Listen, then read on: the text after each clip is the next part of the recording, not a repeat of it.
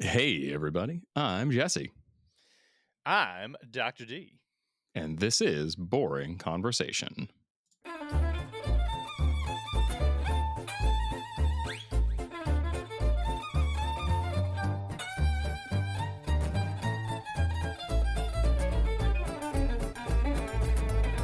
Welcome to Boring Conversation, a Malifaux podcast.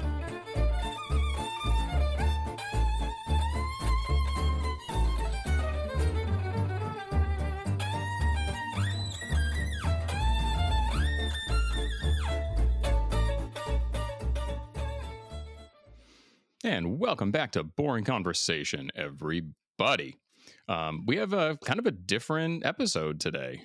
We actually pretty recently, within the last, I don't know, month or two, probably, I met some folks semi-local to me that have started playing Malifaux either for the first time or come back to the game after a long time. So gotten the opportunity to get in some games with some new players. We actually went to an event, Dr. D and I, last weekend, right? I'm losing Yeah, track I of would time say here. 1 week ago. Yeah. Last weekend. And, I kind of wanted to take the opportunity just to talk about what they think of the game. So Dr. D is going to be speaking for kind of the group of them. He will do his best to misrepresent them as much as he possibly can. And they'll all yell at us in the group chat afterwards, which is totally fine. We're definitely going to throw shade at people who suck, and it'll be great fun. So before we get into the meat of the episode, D, why don't you just tell us a little bit about what you've got going on? Plug your show and tell us a little bit about your gaming history. So, Jesse, very short time listener, first time caller. Just got to say, I actually have played Malifaux on and off for quite a long time. Obviously, to start from the very beginning, you start with Warhammer like everybody else does. I'll skip over that very boring part. But eventually, I started in M1, funnily enough, Mm. where I picked up Lady J because who doesn't want to use a blind attractive lady with a very large sword. And I have to say, I probably got the worst demo in my entire life because back in the day, all the listeners probably don't know this. You used to have to flip a card to determine what the terrain on the board was like. One of them was swamp. So the entire table was difficult terrain with the exception of any kind of hills on it. And the other person I was playing against was playing Lilith, who ignores terrain. Yes. It was awful. It was one of those horrible things I've ever done. And so I was like, this game is stupid. I'm never going to play this game again. Blah, blah, blah. M2 came out, tried it again, picked up Dita because I'm a big guild guy, as everybody around me knows. And yeah, after that, I played it obnoxiously. It's the only game I've ever been able to win an event for at our local shops, which just means I was a big fish in a very, very tiny pond. But I've been a huge fan of the lore ever since I started reading it. And I've actually, on my show, I had Matt come on, who was working for Weird at the time, right around the time the lore was being developed. So he was actually one of the people that was in maximum consultation for getting that Mm-hmm. stuff like made.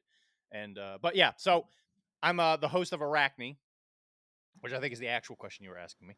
And Arachne is an Infinity podcast, which very frequently goes into other games because you find that once you like one skirmish game, all skirmish games start to taste really, really good because you don't have to Yeah. paint entire armies anymore, and that's just a big bonus. So I would like if anybody isn't interested in the Infinity lore or even my own take on the Malifaux stuff, because we're releasing some Malifaux stuff periodically here. Arachne, like the Greek goddess, an Infinity podcast. I think I'm going to change it to a gaming podcast here relatively soon, but just add it to the pile of things I got to do all day. But we Yeah, are then you got to doing work on logos and all this other stuff, and it's like, all these little things add up so quick because you realize yeah. like each component takes like a week to do, and it's Mm-hmm. awful. But we are doing a Through the Breach campaign thing, live play sort of one that I wrote on my own. One episode of is already out on the Arachne. It's starting to slowly become a network, but under Arachne, Little House, Big City, and we're actually talking to some of the other players, and we're thinking we're going to make it a Twitch live play on Mondays Mm-hmm. periodically. I'll keep you guys posted on that if you ever want to watch it. But you can find me there for most of my shenanigans. Nice. Yeah, I actually, I pretty much just got into playing Through the Breach after wanting to for quite a long time, really. So I played one game with Jeff Dice over on the Defective Dice channel. And I think we actually have another game scheduled for tonight. So this will be my second foray into the system. Should be a lot of fun. Such a good system. Yeah. Easily one of my favorite RPGs. It's so good. Yeah. I have a bunch of friends local to me in the southeastern Massachusetts area that they own an escape room. And I've mentioned this on the podcast a couple of times, but they ended up having like a little like room and a half that just couldn't really make into part of the other rooms that they have in the space. So they turned it into a live recording studio for actual play RPG stuff. I've done some Delta Green with them, which hasn't gotten on the pod yet because it's sort of like, we fit it in whenever we can get in some extra game time. Maybe somebody has to cancel, that kind of thing.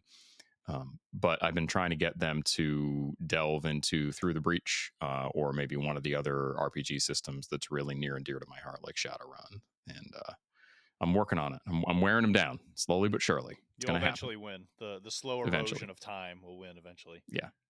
Or the sheer number of RPG systems out there will there'll always be a new shiny that'll take the place in the queue, which is actually how things usually play out. So, yeah.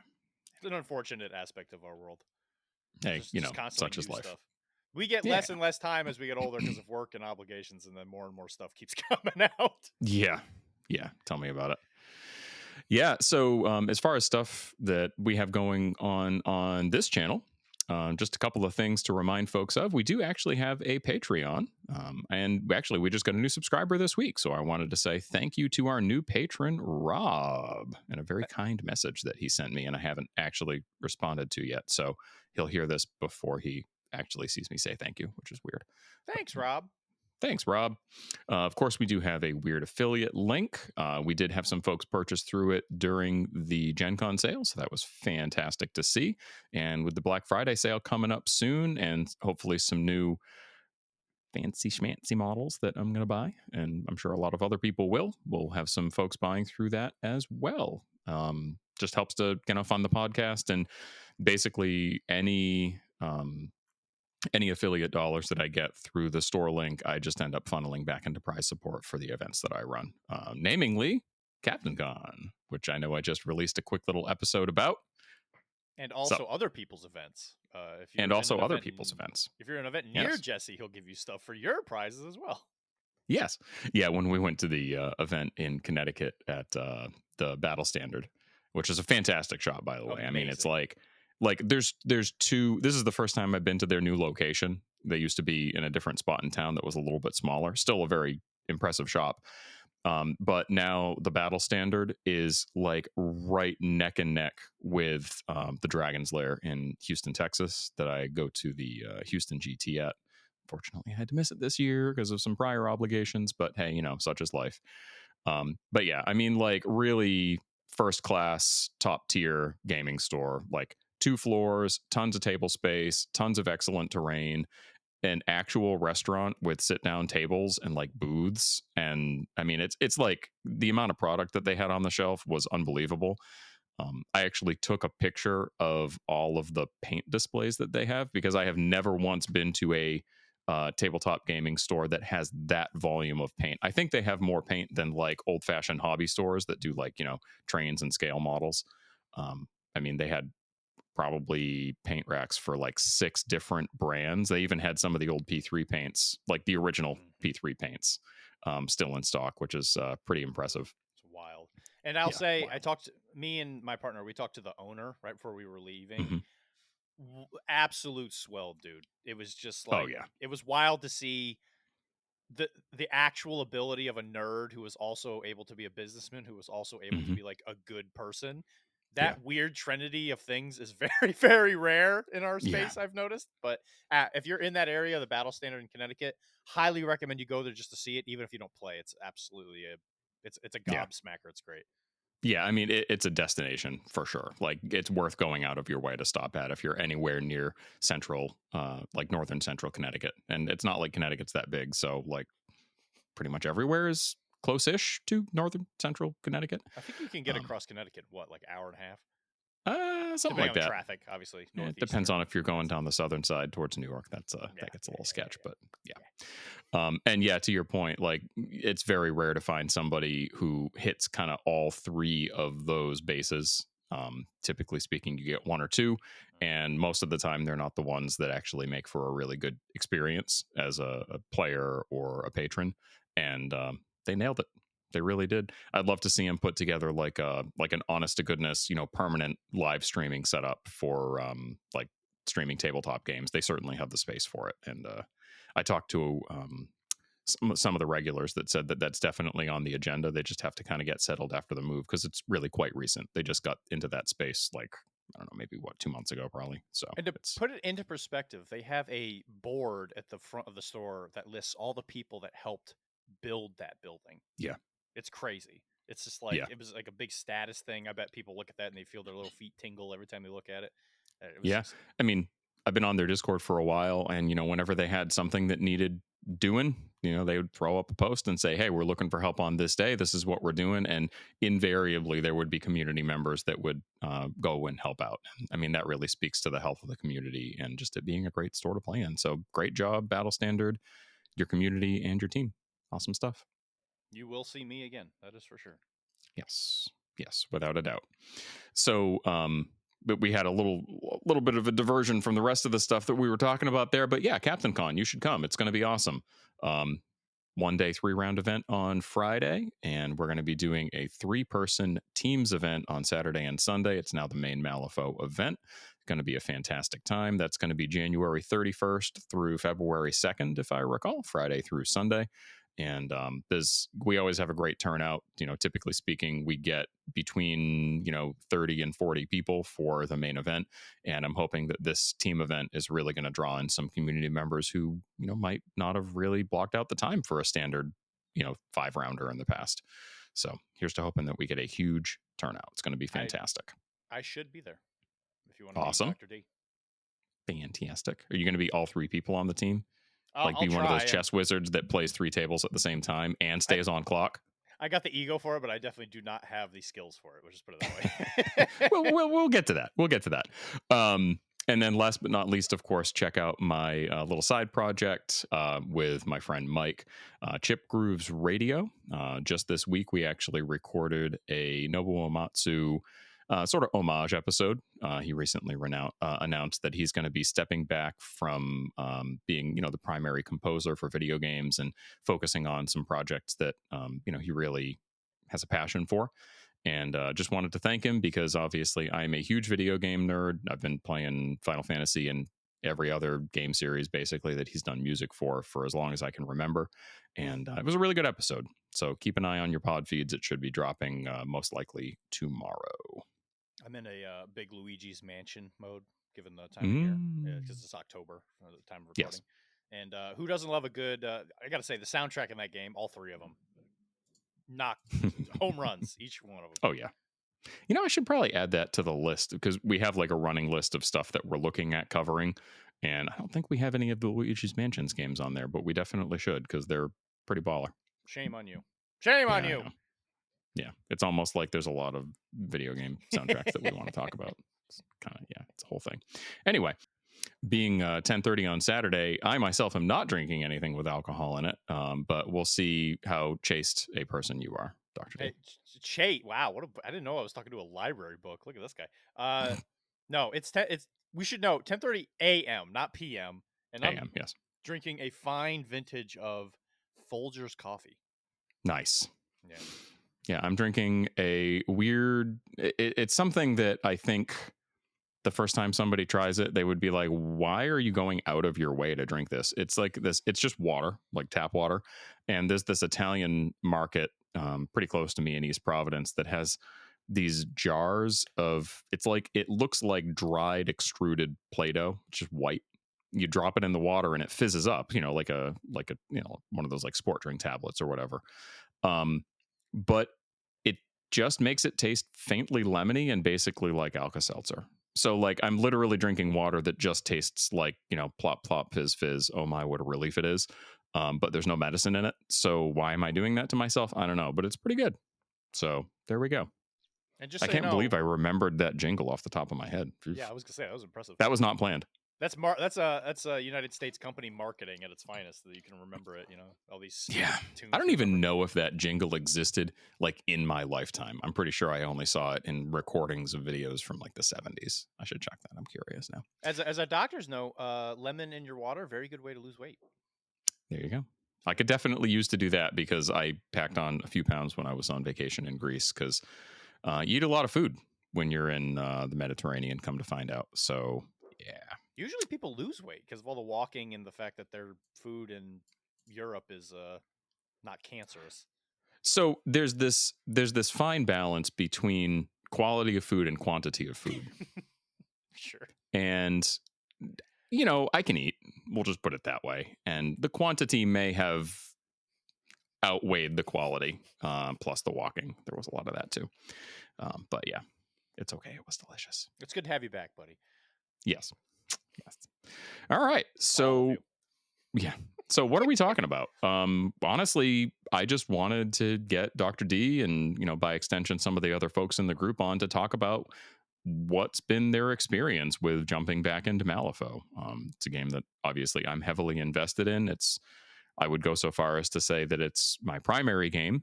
And actually for a long, long time, I mean, I'm talking years, it was the only tabletop game that I played.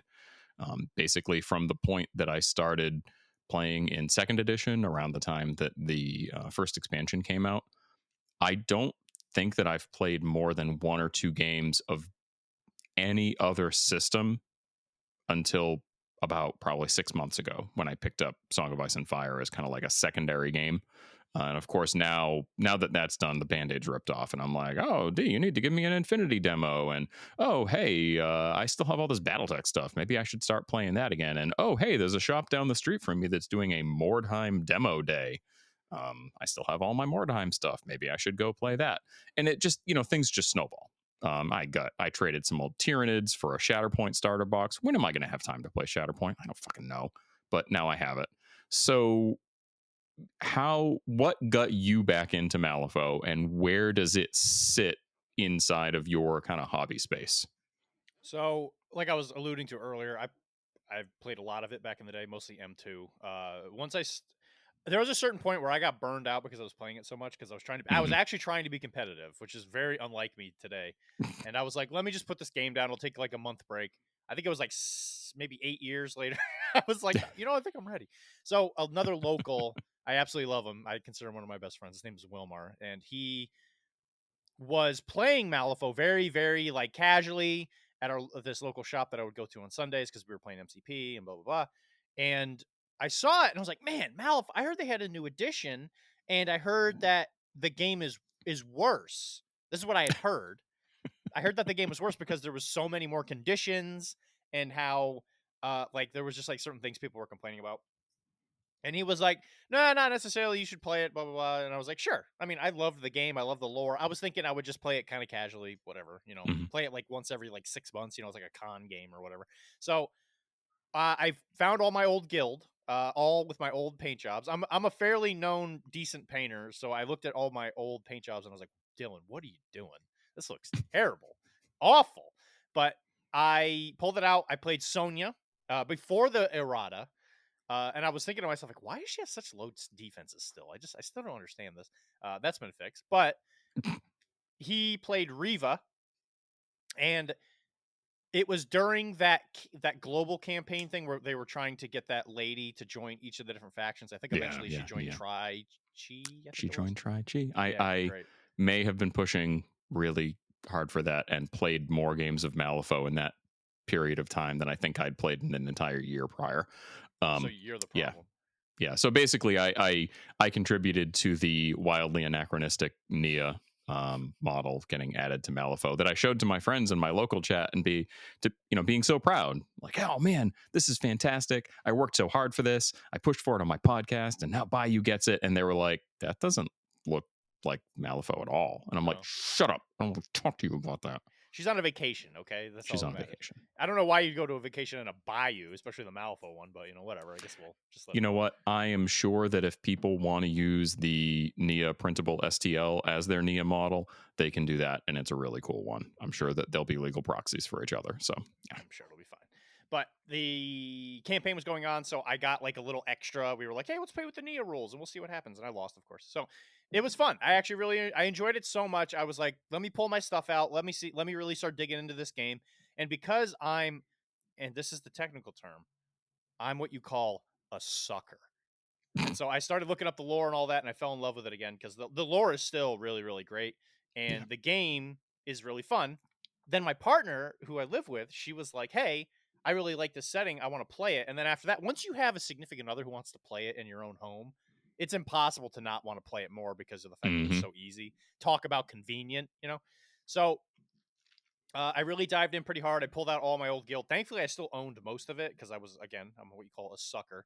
And so now I wouldn't call myself what you might call like a competitive player, but I'm definitely like I've always considered myself like a mid-table warrior type thing where I really like the rules, I really like the game, but I've never been one who wants to be so cutthroat that Yeah. they can win. Like I like to be in that perfect area where I feel like I'm good enough to win, but not good enough to actually do it, so I feel sad all the time. And that's generally where I live my life and most things. Other than being a doctor, I feel like I feel like I do okay in that department. But Well, that's good.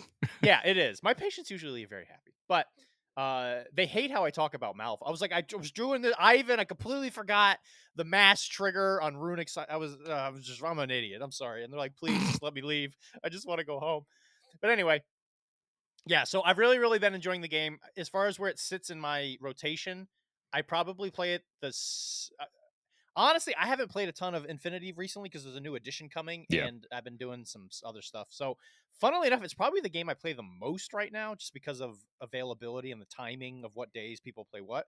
So, I would actually say right now it's my top game, but the new edition of Infinity is coming around the corner, so I suspect that might change, at least Yeah. temporarily. And Yeah, especially, I mean, we have that big, like Everwinter, the kind of gaming convention in Boston's coming up. They're running an Infinity event, and I'm sure that, between the new edition and that event, it's going to divert you somewhat from Malifaux for a while. I would I'll say get so. you while I got you. So I do play it like once a week. So I don't think that will change much even when Infinity does come out. And lately we just play at people's houses because the store. Let me tell you something about Massachusetts. I'm more north of Jesse. I'm in actual Boston area, and getting to a shop is kind of a colossal pain in the butt just because of usual it's Massachusetts wild. rum. It Like, stinks. I'm sure that some people have seen me, talking about it on Discord, but I made sort of like a little, little pet project of basically mapping every gaming store in New England, and then that's kind of expanded into some other parts of the country. I even have a guy that started adding shops in the UK, which is pretty cool. Sweet. And I put together a map for myself, and I started thinking about it, and I'm like, man, I'm so lucky. Like I've got 1, 2, 3, 4, 5, 6, 7 gaming stores that are within a 20-minute drive of me. It's like a little ridiculous. And I live not near Boston. I'm like way down near the South Shore, like close to the ocean. You wouldn't think that I'd have that many. And then I looked at the map, I sent it over to Dylan, and he's like, wow, this confirms that I really do live in a hobby desert. You'd think that there would be more in Boston, and there just aren't. There really aren't. It's wild. There's a GW store, which those are useless, and Pandemonium's here, and I'm not a huge fan of that place. Let's just put it that way. They have some weird rules when it comes to playing mini games there. So I go to Webway. If you're in the Marlboro area, it's an absolutely phenomenal store. Go there to play games. It's great. But the issue is that it's a good the location is good for a business standpoint because it's very cheap because it's like who wants to go to Marlboro? But the highways that go there, the drive to the store is always the same length because of the fact that it's so far away from the highway. So you got this like 30 to 40-minute drive off of the highway, but getting to that spot is actually very, very quick. So if they would move their shop closer to a highway, it'd only take like 20 minutes to get there. It'd be crazy. They just got to move their shop. It's just easy. To, make your life easier. And but it would be so good for everybody because it's like in Massachusetts, we live on our highways because of the fact that traffic is so bad. It's unfortunate that almost everybody I know, they're like, well, it's the same amount of time to get there, no matter where you are in the northeastern, like north part of Massachusetts, just because of the highway system. It's this isn't the right podcast for all this stuff. Let's talk about business, but yeah, it's a Massachusetts problem. Yeah, long story short, if you can get somewhere on the highway in Massachusetts, it takes 15 minutes. If you can't get somewhere on the highway in Massachusetts, it takes 45 minutes. Yeah, at least. And then Generally speaking. Pray there's no traffic on the surface roads. Yeah, exactly. Commonly so at any rate, you've been playing a little bit in some friends' houses. You've got kind of a local store that you've been playing some stuff in. And I believe you're actually running an event next weekend, right? Kind of a new player focused tournament. I sure am. It is a beginner friendly just by only having access to beginner type players. That I realized the Malifaux community, and the thing is I know the people from Danger Planet and I know people from Defective, just like Jesse does, and they're all great people. And what I've learned is that there are very insular communities for Malifaux where Sure. each shop could have a community for it, but they don't really cross-pollinate all that much. Mm-hmm. And the location of Marlborough is, funnily enough, sort of central to a lot of these different groups. So I was trying to offer the olive branch, and I was like, I almost said olive twig. I'm an idiot. The olive branch, and I was like, well, hey, here's an event that's going to be mostly like a lot of more new people if you guys want to come, because a lot of people are kind of self-conscious about playing in events, blah, blah, blah. Sure. And which is reasonable. It's fine. And I feel I wanted to have an event that was closer to these people, but it's probably more on the friendly side just because of the fact that most of the people that play there are on the newer side. Even though I recently discovered there's a veteran group that goes to the shop every once in a while. So we'll see. I usually construct my prize pool a little bit different than big events for like 40K and all that, where the person that gets first doesn't necessarily get the most. Where at my event, I always try to think of some stupid gimmick where I always have a best painted. For this one, it's Halloween themed. So if you have a really sick costume, I think we're going to have a little costume contest. It's always little stupid things like that. I'm always looking to change it up. Mm-hmm. So yeah, if you're in that area, please come November 2nd at Webway Games. I'm sure you could contact Jess because your Discord has the information in it, I'm pretty sure. I put it in the New England Malifaux Discord. I get the feeling we're probably not going to get anybody from outside the region. But if you do play Malifaux and you live in New England or would like to potentially travel to New England from New York or wherever else for events, hey, let me know. I can make sure that I have a link to the New England Malifaux Discord channel in my Discord channel. So if you don't use Discord, I guess you're just out of luck. I don't know. Yeah, Discord has made forums absolutely useless. Yeah. But yeah, we love our tri-staters. Come on up, tri-staters. I had a friend of mine. We were in New York, and she said something about how New York was a part of New England. I was like, please, you're gonna get us stabbed if you say that again. Please don't say that again. Yeah, them's fighting words for some people. They sure are. Yeah.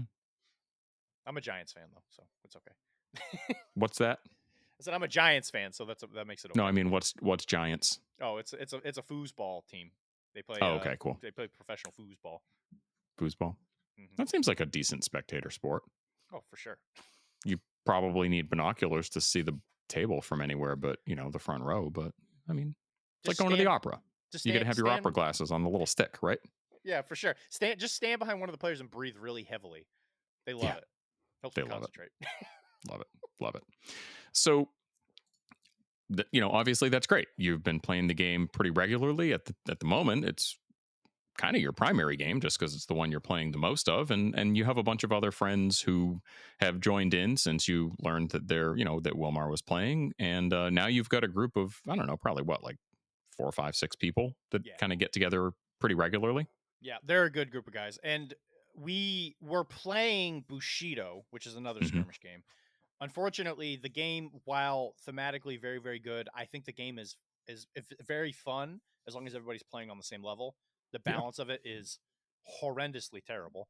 And we were trying to escape more of the feel bad stuff. So it was one of the other reasons why I was like, you know what, let me give this Malifaux thing a shot.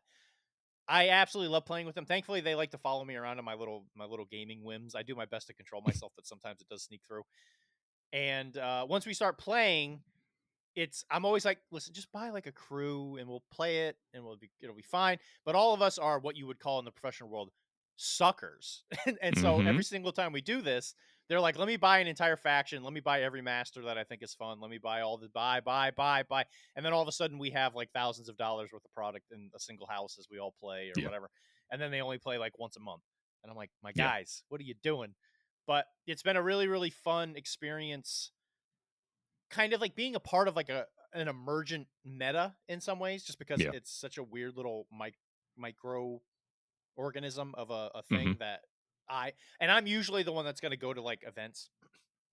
So I'm the one that kind of cross pollinates and Yeah. drags back the germs on my boots, you know, for to continue this metaphor.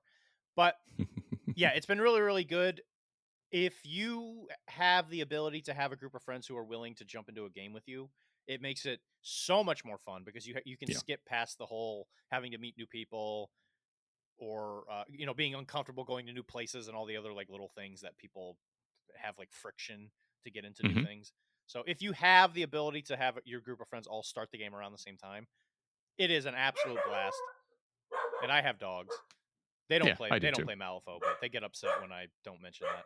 Yeah. I moved my recording space downstairs. I don't know, earlier this year. I used to record in my office, and I got a little annoyed because like it's not super soundproof. The walls in my house are kind of thin, so if the dogs saw like a squirrel outside on the deck, they'd start barking, and that's all I could hear. And of course, it would always be while I'm talking, and it was a pain. So I moved my recording space downstairs. But now, instead of dogs barking, I usually hear their toenails running around on the hard floor, doors slamming upstairs. So at least that stuff is a little easier to edit around. But yeah, I get you. I find most people appreciate dogs. So Yes, they do. inevitably it's okay in the long run. Yeah. Yeah. So talking about that, kind of like a emerging meta or just a group of players that all started kind of playing at the same time. One thing that I've gotten as feedback actually from a couple other folks who have some smaller sort of emerging play groups of 4, 5, 6 players. There's one down in Rhode Island. There's some other folks that play intermittently, like a little bit northwest of us, actually kind of close to you.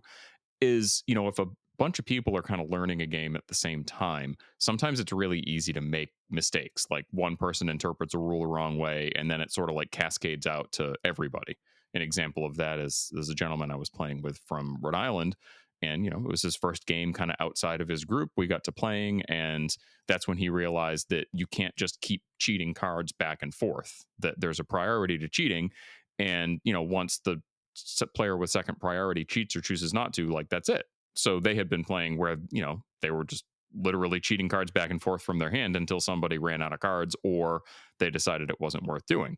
So have you guys found that there were any kind of missteps that you made or nearly made that you've just been playing with until you learn better? The thing that continues to confuddle us is the building shadow rules, where Yeah. you take the height of the building and then whatever that height is determines like how close you can be to a piece of terrain in order to get like the effects of it, Yeah. mostly for cover and concealment, if I'm correct. Just cover. Okay, it is only cover. Okay. Only cover. So we kept thinking that the shadow of a building meant you got concealment because we kept thinking, oh, Because shadow, shadow, it's hard to concealed, see through. shadow markers, whatever. So it was, also, right. So it was something that we had to eventually fully figure out. I think we still bungle it up every once in a while because we're dumb, but that is something that we've consistently seen. Other than that, I think for the most part we got most things right. I know we had some issues with distracted at the beginning because it was mostly just me because I was playing Ivan. But I used to think, and one of our friends plays Colette, which man, she can spit out some distracted tokens. Yeah. It's crazy. And we thought that distracted was for every flip, not just attack flips. So I kept thinking to myself, once I got distracted, once I was up to distracted 13, I'm thinking, man, you can't do anything. This game, this stinks. Like, I don't know why more people don't play Colette. I can't do any of my like tactical abilities because I'm always on a negative. You're doing like simple flips and resist flips, and you're on negative for everything. Yeah, every that'd be single brutal. thing. So we got that wrong. Thankfully, it's not like that. That makes it considerably more appropriate to play through the game. What else did we do? Every once in a while, you bungle up like a little thing, like little Yeah. rules on cards where you're just like, yeah, Mhm. what? Like, I know for a while we were doing triggers that create actions could just do another trigger. So, Oh, like yeah. Yeah. onslaught or whatever, we would flip it and be like, Mhm. oh, look, I Just got keep another going and going mask. and going. Here Yeah. it comes. So Yeah. Hinamatsu was a lot of fun. That was Yeah, I great. bet. Yeah, it's just a really, really good time. But the Takes thing me is, back to playing second edition against Perdita, as we were just talking about, mm, when you could, if you had enough cards in your hand, you could literally just chain activate your entire crew. You're like, that oh, was I want initiative, so I just start with the highest cost model. Perdita goes, and then down to Frank, and then down to Santiago, and down, down, down, down, down. Okay, so my whole crew's gone, and half your guys are dead, but you can go now. And I don't. You know what? I'll be honest. talk about the anti-fun. I don't even think it required a card, and it didn't. Oh It's no, not like it is now. I don't think you had to go into sending cost. I think it was just another family member. I think you're They right. I they think cleaned that up. yeah, I think they just like all had basically companion. Yeah, they all did. I think And they just then literally had all companion. I Yeah. think the totem might have had accomplice, and I think a lot of the guild versatiles had accomplice. Yeah. So A it's little great. silly. Hey, listen, Yeah. listen, man. How do you think I won? Listen, I won an event Hey. for once in my life. I was the scumbag. Yeah, exactly. I mean, that tracks. Yeah, Yeah. you got to keep Yeah. it going. Also, by the way, So, yeah. this is past Dylan coming from the past, looking into the future. Why is Judge still terrible? Can we please get one version of him or her I now that's I not think bad? so I actually think the judge is quite good. I Okay, think well, the it was good problem is talking to you that there guys. I'm are gonna also leave. a lot of other quite good models in that crew and at that point cost. So there's kind of like an opportunity cost to taking the judge, which is you can't take something else that's also really good. Yeah, Um, yeah, because he's 9, right? Judge is 9. 9. Yeah, That's pricey. The yeah. thing is like Isn't you have Director Rodriguez standing right next to right. him, It's who's like, just like, oh, so I can just spend whoa. one more point and get D-Rod, and then yeah, my opponent is sad. Yeah, The I judge has just uses. he. T- I like the old model way better than the new one, but hey, I got the old whatever. one. He did, so He's a such is pilgrim. life. He's got a little Hmm? pilgrim hat. He's got his little pilgrim Yeah, hat. his little pilgrim hat. That's right. So I mean that talking about just kind of like missteps in rules interpretation and execution. It kind of brings up one of the things that I really wanted to talk to you about, which is Malifaux is a very complicated game. The rule book is quite dense. It seems like it has rules for everything, and the edition's been out for a long time, so there's a ton of FAQs. They've done a good job at actually like errataing the digital rule book anytime they make a change to it. So it's not like you just have to know that they've changed something that affects your crew. So I mean, the accessibility of information is great, but the complexity of the game, not only just from a rule set standpoint, but from the way the game plays out, with you having a lot of player agency, and just not having a fixed set of concise fixed set of actions that your character can do. You look at a game like Song of Ice and Fire, for example. That is another alternating activations game. It's army scale, but it plays more like a skirmish game just because of the way that the rule set works. And there's a very finite number of things that your units can do. It's like you take an action, and that action could be essentially a walk, a charge, a pivot, that kind of thing. Um, and then you can also take an attack action, and that's it. There's two things: move of some sort, action of some sort, and then utilizing things like passive abilities, and there's a couple of like interrupt type effects that you can use depending on the crew, or the faction rather. Malifaux's not really like that. I mean, there is a staggering number of things that you can do with a model on its turn. Just the number of general actions, plus the number of scenario specific things like interacting with a strategy marker, picking up an enemy scheme marker, like all this other stuff. So, with the game being as rules dense and as player agency focused as I certainly feel like it is, have you found maybe teaching other players who didn't have any experience with previous editions of the game, have you found it to be difficult to get somebody into it because of how complex it is? So I'm gonna answer that question a little indirectly, in Sure. that Infinity is also a very, very complicated game for slightly Hmm. different reasons. But when you approach games on this complexity scale, there's a few different rules that I always tend to follow because I've done a lot of Infinity demos. I've done quite a few Malifaux demos now. Hmm. over the years, especially. And the theme that you'll notice with all these different games is you don't want to put all of it on the platter at once because it Yeah. can be simply overwhelming. Hmm. And generally speaking, I think if you talk to any experienced Malifaux player, the first thing that they're going to want to, the first thing that they tell you that you should learn is you need to learn your own crew before you even start worrying about what other people's crews are doing, so that you're trying to do your mission. Don't really worry about their mission until like you get to the point where that stuff just Yeah. kind of comes off. You just know it. So when it comes to Infinity and Malifaux, when I do my original demos and I'm teaching new people, what you do is you remove some aspects of the game that are probably less important. You really go down to the core mechanics. Usually in this game, I say, let's just do the strategy. Let's not even worry about Yeah. schemes, because schemes add a crazy amount of Yeah. mind games to the thing that I think a younger player has a lot of difficulty trying to Yeah. understand.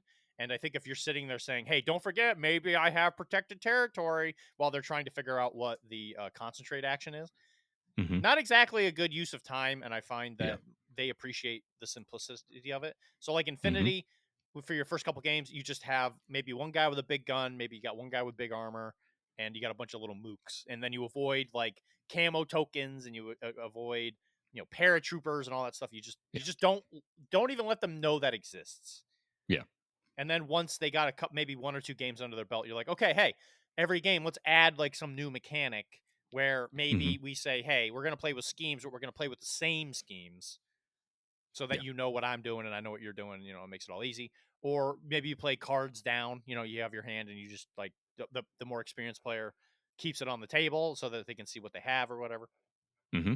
So what you'll notice is that there is a art to giving a good demo that I think not everybody has, Yeah. like that particular skill set. Where how many people have you talked to where they've gone to a demo where the other person just like crushes their soul, Yeah. thinking that they're teaching them some kind of lesson? It's like, that's not very good community building. Yeah, you know what, actually, now that I think about it, Mr. Jesse, when you came to my house and did that Hey, very thing. that was not a demo. I thought you guys were all sharks because you all talk about an Infinity, and I know Infinity is a very complicated game. I also knew that you guys had been playing a lot.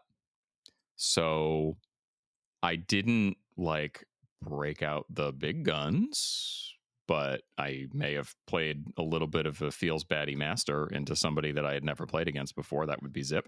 Sorry. But to that point, I think if you're going to be playing against somebody new, or you're going to let them play one of your crews, there are certain masters that are very, very much what you would consider like a starting master. I think all of the guild masters, for the most part, the ones that were around in first edition, are probably really good to like teach people new. So, Sonya's, well, maybe not new Sonya might be a little more complicated, but Perdita's really, really good person to teach somebody because she just shoot, Yeah. kill. Lady J, very good. She bonk, kill. Hmm. And I would say if you can give them a master where they can easily grasp the basics, Yeah. as opposed to having to worry about each individual trigger on a certain Hmm. ability, I think they're going to have a much easier time learning how to play the game. Case in point, I have somebody in our local community who's like, I'm really wanting to get into this game, and there's all these masters I love. I think I might start with Terra. And I'm like, you may not want to start with Terra. Terra may not be the best one you want to start with. Yeah. She's good. She's a lot of fun, but she just has this certain level of complexity where if you're not willing to walk into this game, and the same goes for Infinity, if you go into a Malifaux community and you really start playing with them, you're going to get your ass kicked a lot, just because of Yeah. the fact that there is such a disparity in skill levels. And if you walk into it with a master who's going to take like even more games to even comprehend what your Yeah. own stuff is doing, you're just going to get your ass kicked over and over again. Yeah. And it will be a thorough ass kicking. Yeah. Have you found that any folks that you've gotten into the game, and if they've played maybe a demo or even a couple of, games, have become a little turned off or maybe disconnected from the game, and any feedback as to why? So fun. I think to my own, fortunately enough for me, I think the people that I play with in our little house meta are all pretty experienced gamers, where they just kind of know you have to take your licks Yeah. at the beginning. I will say that I have seen more frustration in like kind of like the opposite direction, where one of our local players is playing a very strong master, Yoko 2, who is Mhm. probably needs to be toned down a tiny bit, just a little Well, bit, yeah, I think that's pretty common knowledge in the community, but but not to it's us. yeah, That's the thing. Like to right, and us, that, we're just like exactly. we're just starting, and all of a sudden you're just like, you're telling me she could do what? And then she could do what? And then you do that 5 times, and you're like, can we have one of these things taken away or maybe turned down a little bit? Yeah. And Yeah, so there's definitely masters that I don't typically bring out against a newer player.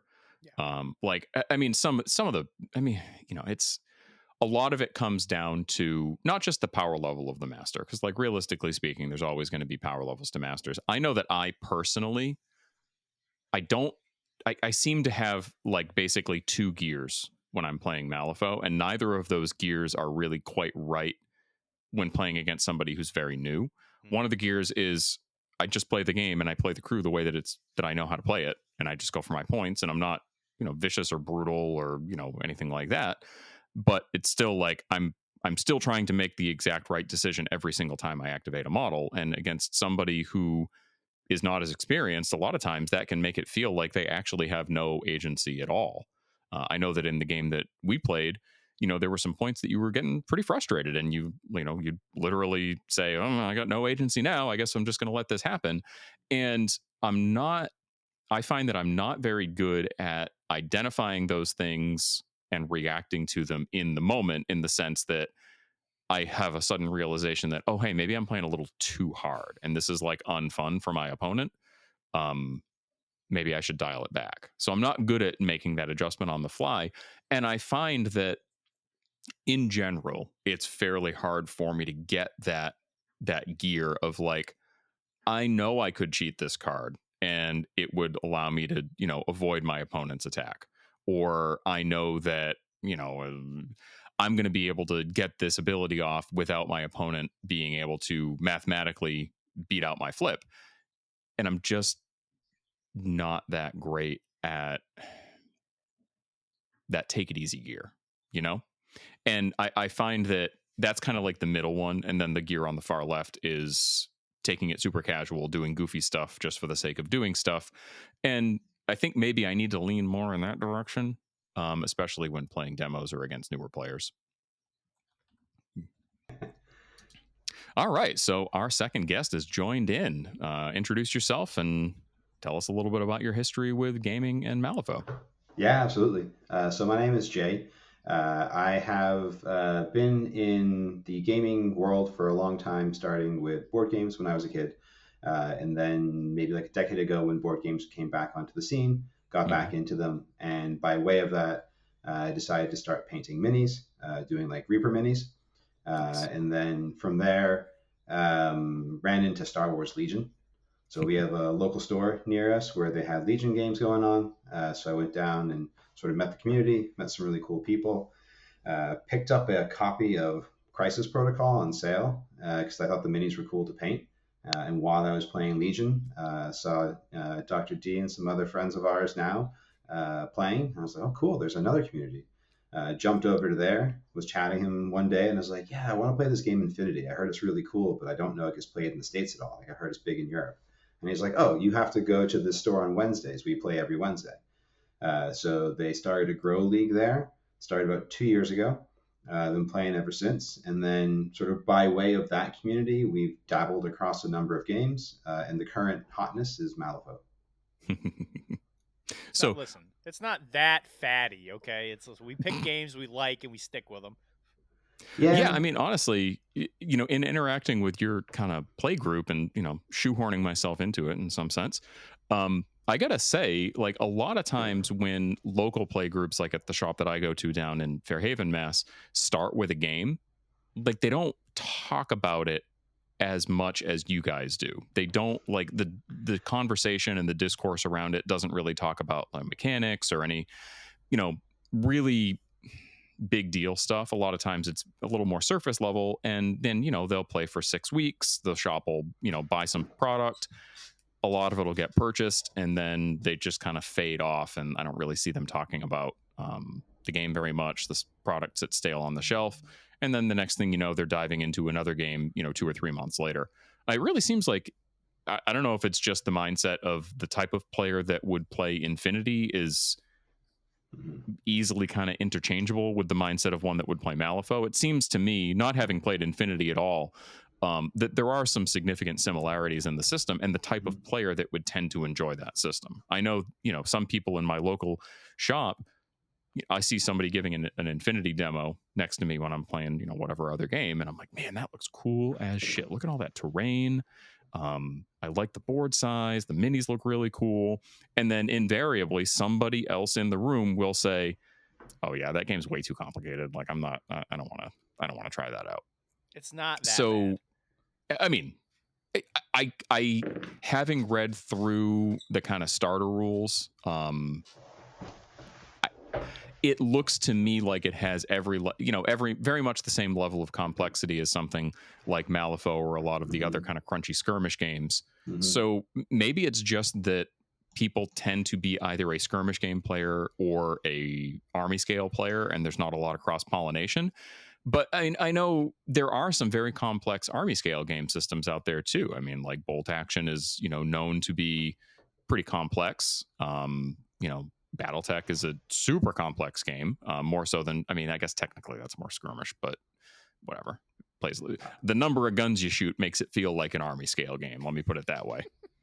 Yeah, for me, do you think that I can't shut up sometimes? Sorry, Jay. So it very much the way that I asked D the first question, where I spent like 30 seconds actually asking the question, which kind of, pegs him into one specific answer. It's almost like I'm trying to drive the narrative, but in a very clumsy way. I'll shut up and just ask you, what do both of you think about that? Like the mindsets of one game being easily kind of fit into another. So for me, the draw of both games, and this is true of some other games we played along the way, like Bushido, where I love a game that's just dripping in theme, right? Where like Infinity, so I started in N4, so I missed a lot of the really heavy RPG elements of the game, but it's still there in its history. So all of these games, like they're not just dudes on a map that you're trying to shoot the other army. Like there's nuance to it, there's flavor, there's like uniqueness, whether it's in the art style or it's in the keyword in Malifaux, where they just play very differently. Whereas like playing something like Star Wars Legion, you have like 4 choices, right? Like which faction do you want to play? And they all kind of play similarly. They do have their own nuances, but like the depth isn't there. And that for me is the draw. It's more that than whether it's skirmish. There is a nice byproduct of having to paint fewer minis to get a painted army on the table, which feels really good to be able to do. But yeah, that's kind of for me what the draw is. I think that when you approach these different games, the first thing I always try and think about is the complexity of the game in the rule set, or is the complexity of the game in the profile set, which is kind of funny that Infinity is probably more complicated in regards to like base rules.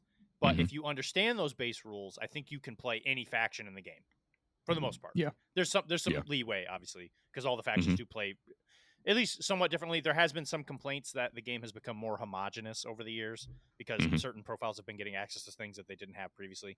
Blah, blah, blah. That's another discussion. But I think that all the factions still have some kind of faction identity just because they have access to certain keywords that I'll use the word keyword. Traits, I guess, might be a better word for the Malifaux equivalent. Some of them have more access to certain ones. When you come at it from a Malifaux standpoint, I think that the base component rules for Malifaux are actually remarkably easy. It's really not that complicated of a game if you just literally had a blank card with stats on it. Like if you were to just like I cast gun at stat 5 with no triggers, kind of like operatives who I some reason can't find a use for because their guns are useless. But you flip the card. Oh, we're gonna talk to you. Like I like operatives, but they're not good for killing stuff. I'll just put it that way.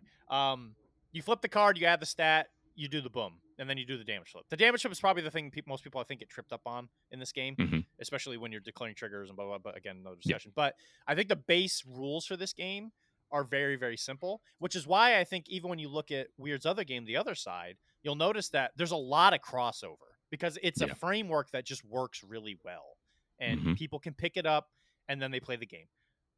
So if you come to Malifaux thinking from an Infinity standpoint, or any other kind of like skirmishy game type thing. Because I think Song of Ice and Fire is probably another good example of this, where the base rules of Song of Ice and Fire are very, very simple. Super simple. Yeah. But then the units, and especially when you get into unit attachments and the diplomats and stuff, it just goes like wildly more. Yeah. It gets a lot more complicated. It's a combo wombo game, where in Malifaux, you have to think, especially with aura crews, you have to think, what does this master do for this specific minion? Because some of them will completely change how a single model will operate. And so now you have to think in 3 levels where, hey, this minion has these stats, it has these traits and these attacks.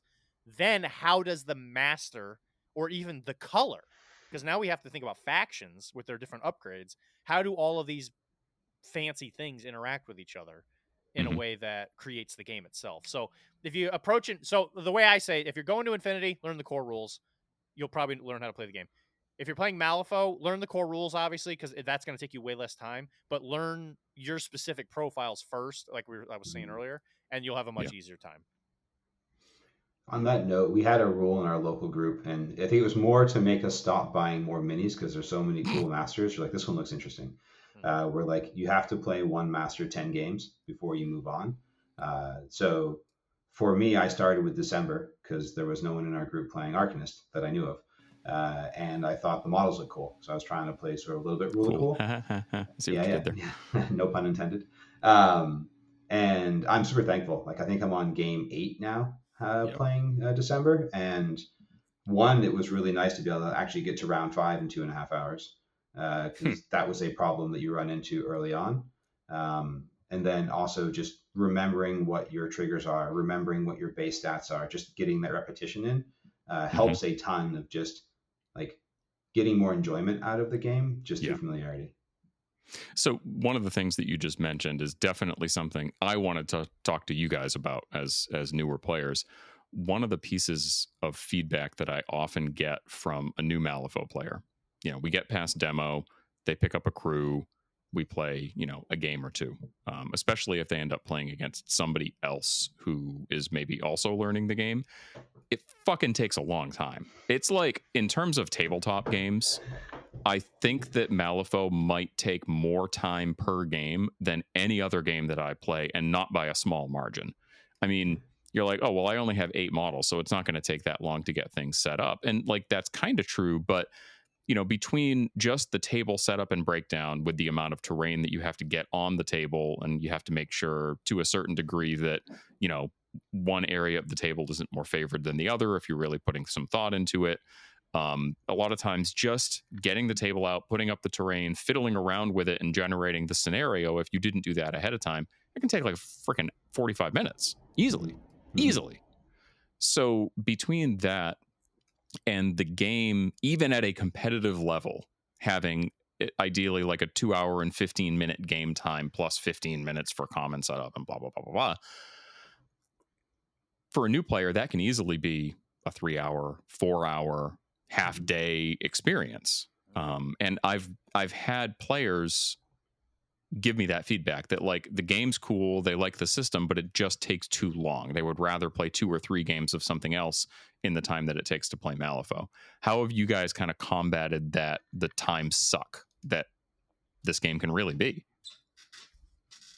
It depends, I guess, is the short answer, right? So like, we've gotten into a lot of like local Malifaux games, right? Where we have a rotation of people's houses, which is really cool because then you just get to hang out with your friends and have a good time.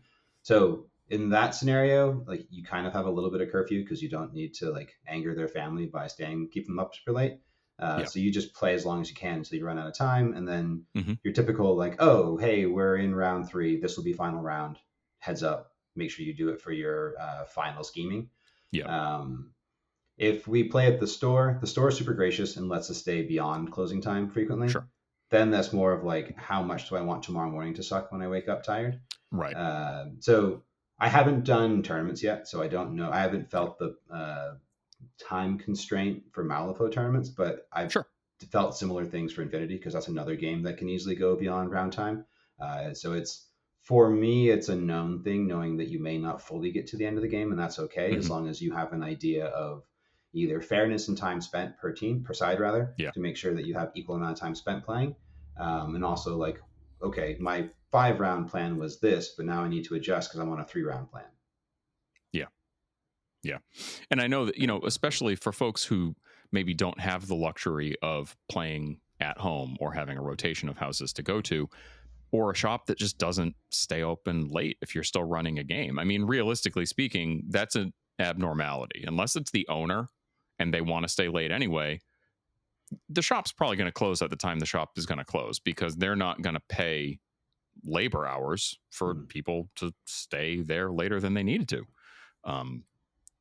I've found that, especially for folks in situations where they just have to play at the store because they don't have space at home or they don't have terrain or whatever, if the shop closes at 9 o'clock and you started playing at 4 o'clock, but you didn't actually start flipping cards until 5, and then it takes longer than usual, it can be frustrating because you're like, God, I've been playing this freaking game for 4 hours and we haven't even finished. Now we can't actually finish the game.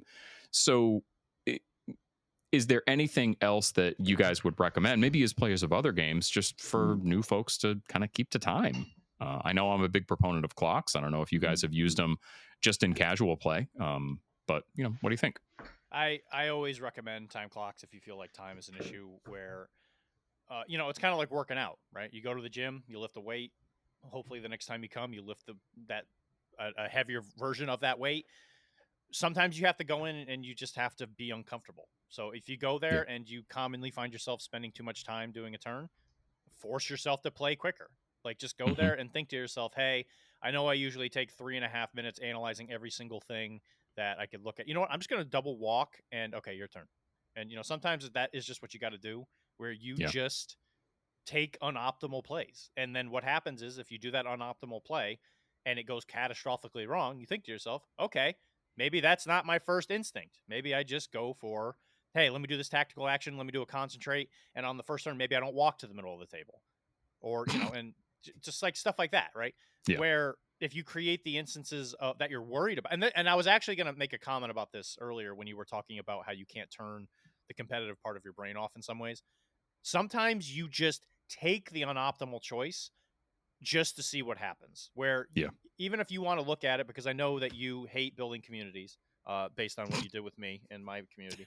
I can truthfully say that if you want to learn how to grow your brain muscles, what you can do is, if you put yourself in an optimal position, especially against new people, you think to yourself, okay, I'm in this bad position now. I know I could have been in a better position, but that's the past. We're not worried about that. How do I get out of this crappier one?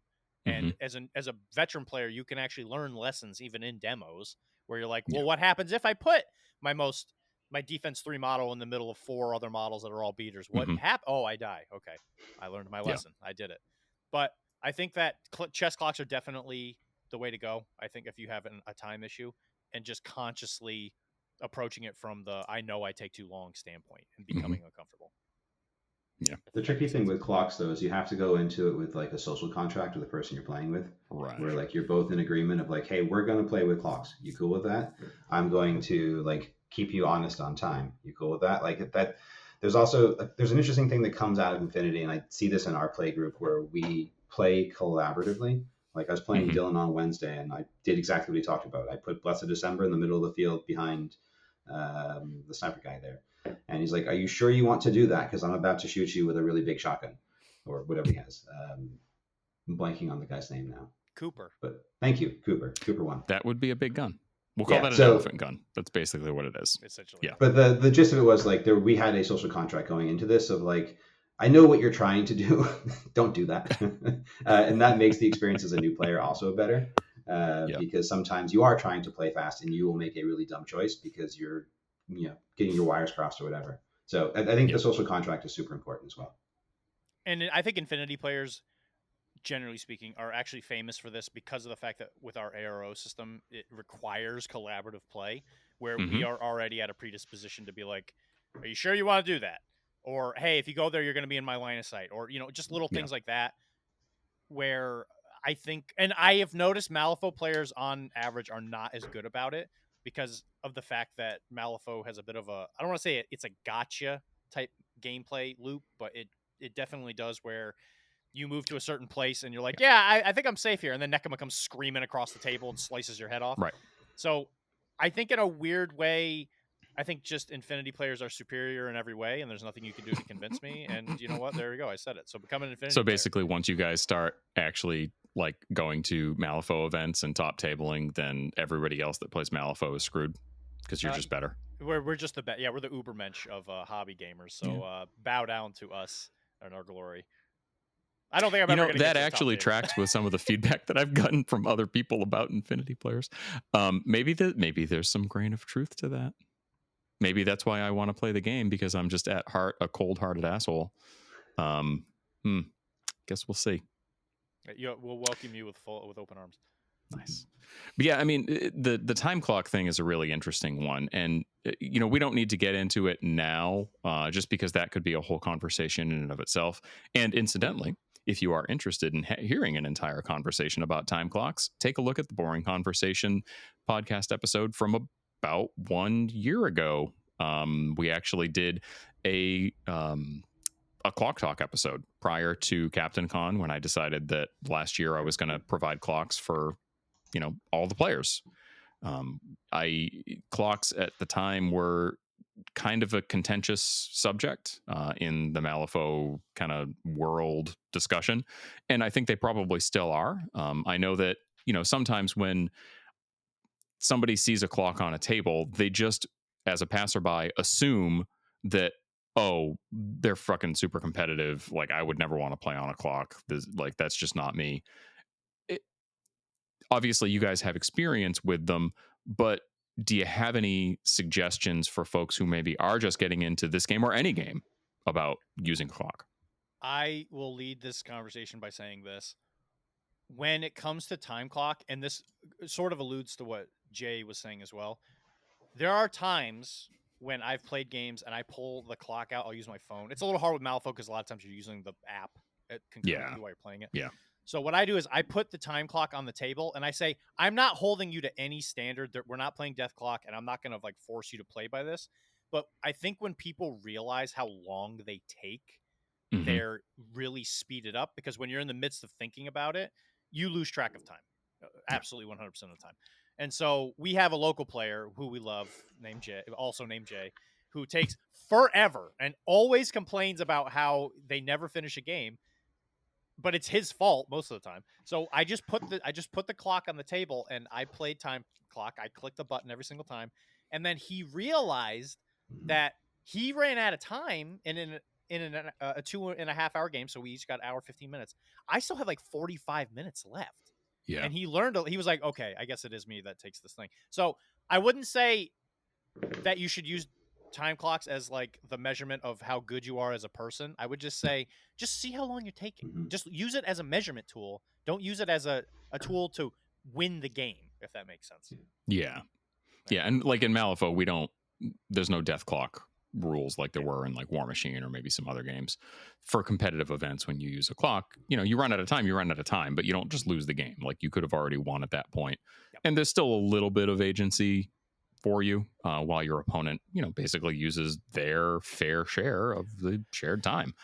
I do think that using clocks is a great idea in basically every game that you play, not just Malifaux. I've brought them to Song of Ice and Fire games with a friend of mine who's just a very casual player. We just wanted to see how it worked out. I don't think that there's a downside to using them really ever, because you can use them how you want to use them and how you and your opponent are going to get the most use out of them. To your point, I mean, there's a bunch of games that I've played where I've told my opponent, I'm just going to put this over here. I'm just learning this crew, or I'm just trying to keep track of how much time I'm spending. You can completely ignore it. I'm just doing it for me. And, sometimes after the game wraps, I'll bring it up and I'll say, oh yeah, looks like we were pretty even on time. A lot of times I find people just kind of surreptitiously looking over at it to see where they stand. And I've never really gotten any negative feedback from anybody that I've used one with, but I know that there are a lot of negative connotations to them. Do you guys use clocks in Infinity or any other games you play? It depends is the real answer. So I can give a good example. I was playing at Adepticon with a couple of friends that went, and I was like deep in the think tank without realizing that I was, because I was Yeah. playing against a very strong player, and he did the same thing. He's like, "We have an hour left. Would you mind if I, time this?" I was like, "No, please hold me accountable. Like, I'm not trying to slow play you. I'm just Yeah. like very much lost in analysis, and like hold me accountable, please." And it was nice. So I don't have any issue with it. Truth is, like, it's kind of this cool little metagame of like, can I Yeah. do my turn in time and maybe do it faster? So Mhm. it's like this weird sort of like game within a game. That's how I view it, but I could totally see people not liking it because um, it removes an advantage they may have without them realizing they have it, or they may purposely have Mhm. it. Like there are people who will slow play, so it takes that away, and people may not like losing some of their freedoms, I guess. Sure. I wouldn't Yeah, even I mean, I can see necessarily. that. I wouldn't necessarily think of it as a freedom though, but just because it is at the cost of another. No, and I Yeah. know you didn't mean that like Yeah. maliciously, but I mean it also informs decisions you make in turn zero. Where I've Mhm. talked to people who play. I've talked to other Explorer Society players who are just like, I can't bring Nexus. She takes way too long. So if there's Yeah. masters out there that you just don't mesh with, it will help you bring optimal lists because you know, hey, if I'm held accountable on time, Mhm. I'm not going to bring masters that take forever. Mm-hmm. Yeah, Yeah. and there are, I think, especially when you're in kind of base level and even mid level play, I mean, heck, even high level play in some cases, there are just always going to be some crews that take longer than others. It's not like it's impossible to learn how to play them efficiently, though, and in some sense, that's actually one of the reasons that I like Malifaux as much as I do, because if I make good decisions, I feel good about myself. It's not like the classic example is me talking about the last game of 40K that I ever played when I finally said, I can't fucking do this anymore. Like, this is not meshing with what I want out of my hobby time. And it was, I was playing Tyranids, and of course, it's my own fault because I'm playing a Horde faction. So I have a unit of 32 Hormigons. 32 of these, not just like models that stand up straight, but like spindly things that lean over and they fall and they tip over. You got to put base weights on them, and it takes you forever just to move a unit. You're like, I'm going to move 32 models 6 inches. And yeah. So, like, games like that, I can see definitely having issues with time clocks. Because if you have a unit of 30 models, unless it's on some kind of a tray or you have some sort of movement aid, it's gonna take friggin' forever. It just is. So, not only that, I got 32 models and I charge a 10-man unit of Space Marines. All right, cool.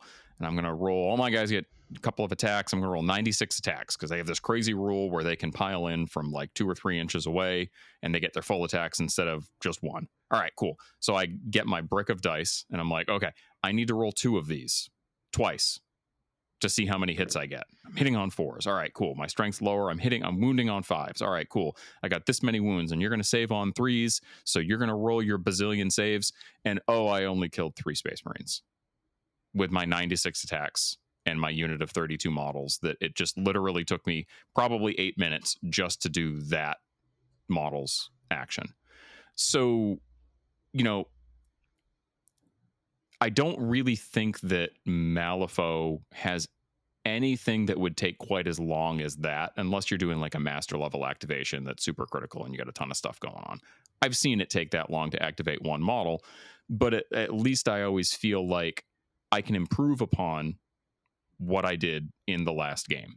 There's no way that I can improve upon taking unit of 32 models and charging 10 inches and rolling a god awful number of dice. I couldn't have done anything differently there. Like, I'm either going to be successful or I'm not. I'm either going to kill a unit or I'm not. And with Malifaux, you can really get lost in the think tank because there is a lot more of that agency. You can say, I need to spend 5 minutes trying to figure out what to do with this model. And, I find a lot of times, especially for newer players, and I mean, even for me, it seems like the more time I think about what to do, the less likelihood I have of actually making the objectively right choice. I just do something stupid. I overthink things. I make a bad decision.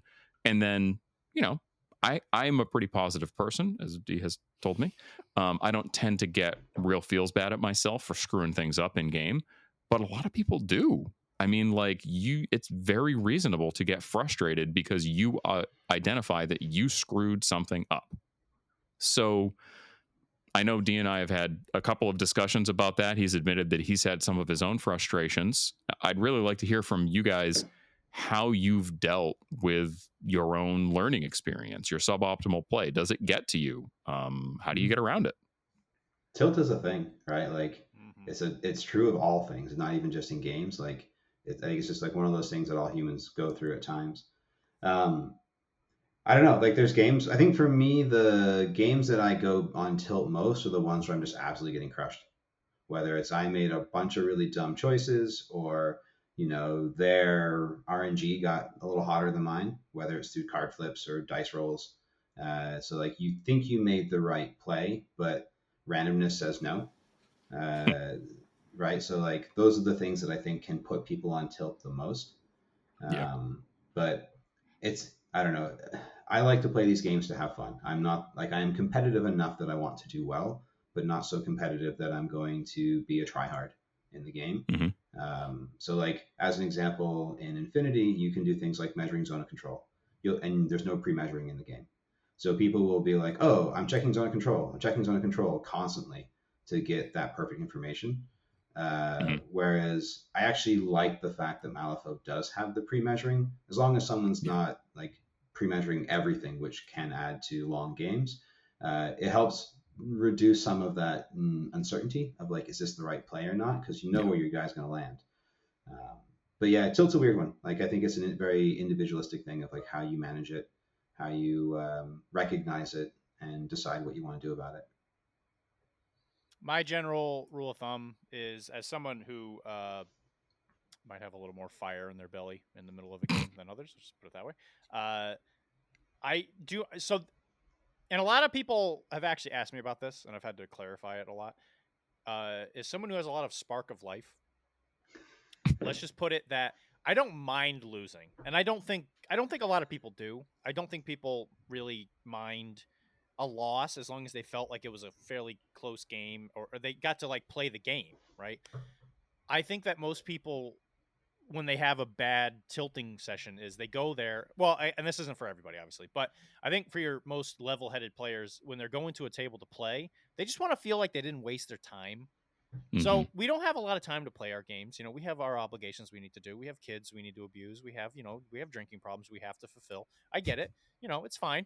But when you take the time to purposely go over to a shop that takes you about an hour to get to, you paid Yeah, $20 in gas, you've spent $300 on your new army that you've spent so many hours trying to paint, and then you walk up and you're like, okay, it's time for me to do my flip, and I need a 4, and you flip the black joker. You're just like, okay, well, I guess I'm just going to drive off a bridge.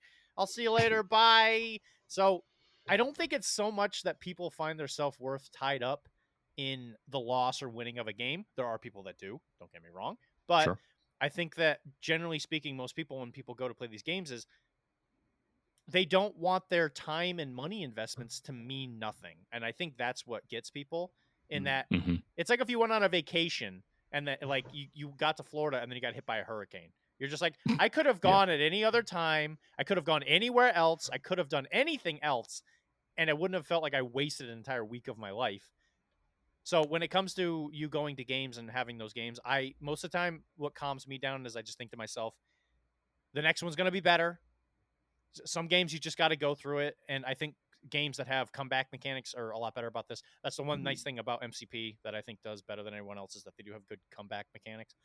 mm-hmm. Unfortunately, I think Malifaux is one of the snowball games where if you start losing, Yeah, it does really wind down quick, yeah, and the last 4 turns can be a bit of a drag. But sometimes I'll even say to my opponent, and I've definitely said, I'm like, can we just like do this really quick? Because Mm-hmm. if not, I'm gonna pop my top, and I just want to get to the next part of my life where I don't have to ever yeah. think about this game again. So my the moral of the story is, just remember that it is a game. You're supposed to be having fun. The other person probably isn't purposely making your life miserable. It might be Yeah. worth just trying to communicate with them. Hey, you've won this game. Can you make some bad plays or whatever? I already know. I have realized that you're the self-actualized king of this game of Malifaux. You've done it. Well done. Can we do something that might be more stupid? And I think some people are willing to do that, especially if there's no like money or internet fancy points on the line. Yeah, I think that, if you have the opportunity to mid-game say, exactly what you said. Clearly, you're going to win. We can either stop playing, or do we just want to play the rest of this game out and just try and do wacky stuff, try out combos we've never done before, see if you can max out the number of shadow markers you can get on the table for all the good that's going to do, little stuff like that. Or even honestly, just say, hey, can we re-rack? Like, I know we talked about the game taking a long time, and it does. And if you get to like the end of turn 3, you're not going to re-rack. But if it's a casual game and you get to the end of turn 1 and you've overextended 2 models and your opponent has blasted them off the table, and you can clearly see you are not going to win this game, and no matter how hard you try, there's no way you're going to be able to come back from that. I don't think that there's any shame in just saying, hey, can we just restart? And, you're going to win, but I don't think that we're going to learn much from actually finishing this game. So maybe let's just start over, do a new deployment, do a new turn 1, and, just try and both have some fun. I think that a lot of people that play games in general are going to have a very difficult time recognizing that moment and saying the next 2 hours is going to be a drag because I'm not going to be able to do anything fun, blah, blah, blah. And then offering a suggestion instead of just sitting there and gritting their teeth and powering through it. It's not like playing Magic where your opponent can see what you've done in the first 2 turns and that they're already behind, net 6 mana a turn and not seeing a path to victory. So like, why play it out? That game is very easy to re-rack. You just reshuffle your cards and draw a new turn 1 hand. That's it. But in Malifaux or any minis game, I think that there's real value to recognizing, hey, maybe we should just do this. I've even suggested to some new players that, hey, if you want, we can, if you're really serious about learning how to play this game, we can just play 3 turn 1s a piece. Like play all the way through turn 1, re-rack, start again. Or play all the way through turn 2 and then re-rack and do through turn 2 one more time. I mean, that's going to be about the same amount of time it takes to play a full-length game. You're probably going to learn more in doing that. Have you guys done any sort of exercises like that when learning Malifaux or really anything else? Yeah. You want to go first? Yeah, might as well. So I can give you a really good example. We were playing at a friend's house. I think we were playing Infinity, but may have been Malifaux. And it was exactly that, where like within the first hour of play, I was getting just absolutely stomped. So my opponent could see me getting frustrated by it and was like, hey, why don't we just stop here? Because this was a friendly game. And then we basically spent the next, 2 hours or so talking through like where the misplays were or like where improvements could have been made. And that was hugely helpful as a newer player to understand the other person's point of view who was a stronger player. And it taught me a lot. And the next time I went and played with the same list, I was significantly better because I knew what the things that I was doing foolishly before or where the opportunities may have been that I was missing. So that was just a very, very good use of time. I think the only counterpoint to that is like if you're in tournament play, obviously that's hard to do because people do care about their internet points. So in those cases, there may be a world where you're like, hey, clearly you're winning. Can we just talk through what the outcome might be instead of playing through it? And then you just generously give them more points because that's what they're after. And it helps you not go insane. Yeah. And, honestly, there's not many of them, but some of the best top level Malifaux players that I know are still open to doing exactly that. I mean, Andre Demings, phenomenal guy. I still have not had the opportunity to actually play a game against him. Hoping that I will the next time we play in an event together because I'd love to actually sit across the table from him. He's easily one of the best Malifaux players that I've ever met. I mean, he's like, if I had to pick a top 5 of the folks that I know, he's on that list every time. But there have been basically every single event that I've heard him talk about or been playing at alongside him. At some point, he has said, it is clear, like it's clear what the outcome of this is going to be. I'm not going to come out the winner. And sometimes that's been on like turn 2. It's like, well, Seamus died. He was kind of my whole game plan. The rest of the crew is built around him. We don't really need to play this out. Let's just talk out what we think the final score is going to be. And that's it. And then they go and have a beer. They have extra time for lunch or whatever else. Big kiss. It's a really tough almost not even really a skill, but like just a tough personal realization that it's okay to do that, and you're probably going to be happier for it. Yeah, it's good self-awareness. So something that I've been doing since, like I've said before, with Kara, the partner playing with me, we literally will go through like a step-by-step process of like the unpack. And Malifaux, the unpack is so important, where a lot of the crews are, I don't want to say uninteractive on turn one, but they have their own little game plan that they're playing, and that is essentially how the game gets set up. And as I've said ad nauseum at this point, knowing what your guys do is much better than knowing what the other person's models do when you're first starting to learn how to play the game. So I think any time you have the opportunity to have someone who maybe is a little more experienced than you, if you do a move, right, you're like, oh yeah, I do flush them out with with Uller, and I move this model 400, and then the other person's like, well, this is you do what you got to do, but I would have done it on this model because now on turn 3, because I can see into the future, this is what's probably going to happen, blah, blah, blah. So I think that having the opportunity to just go through the turn 1 combos that crews are supposed to be going through just for the perfect setups will actually make them quicker players for future games, which helps with the time issues that we were talking about earlier, because it helps take away some of those choices. Yeah, I mean, I had to do that.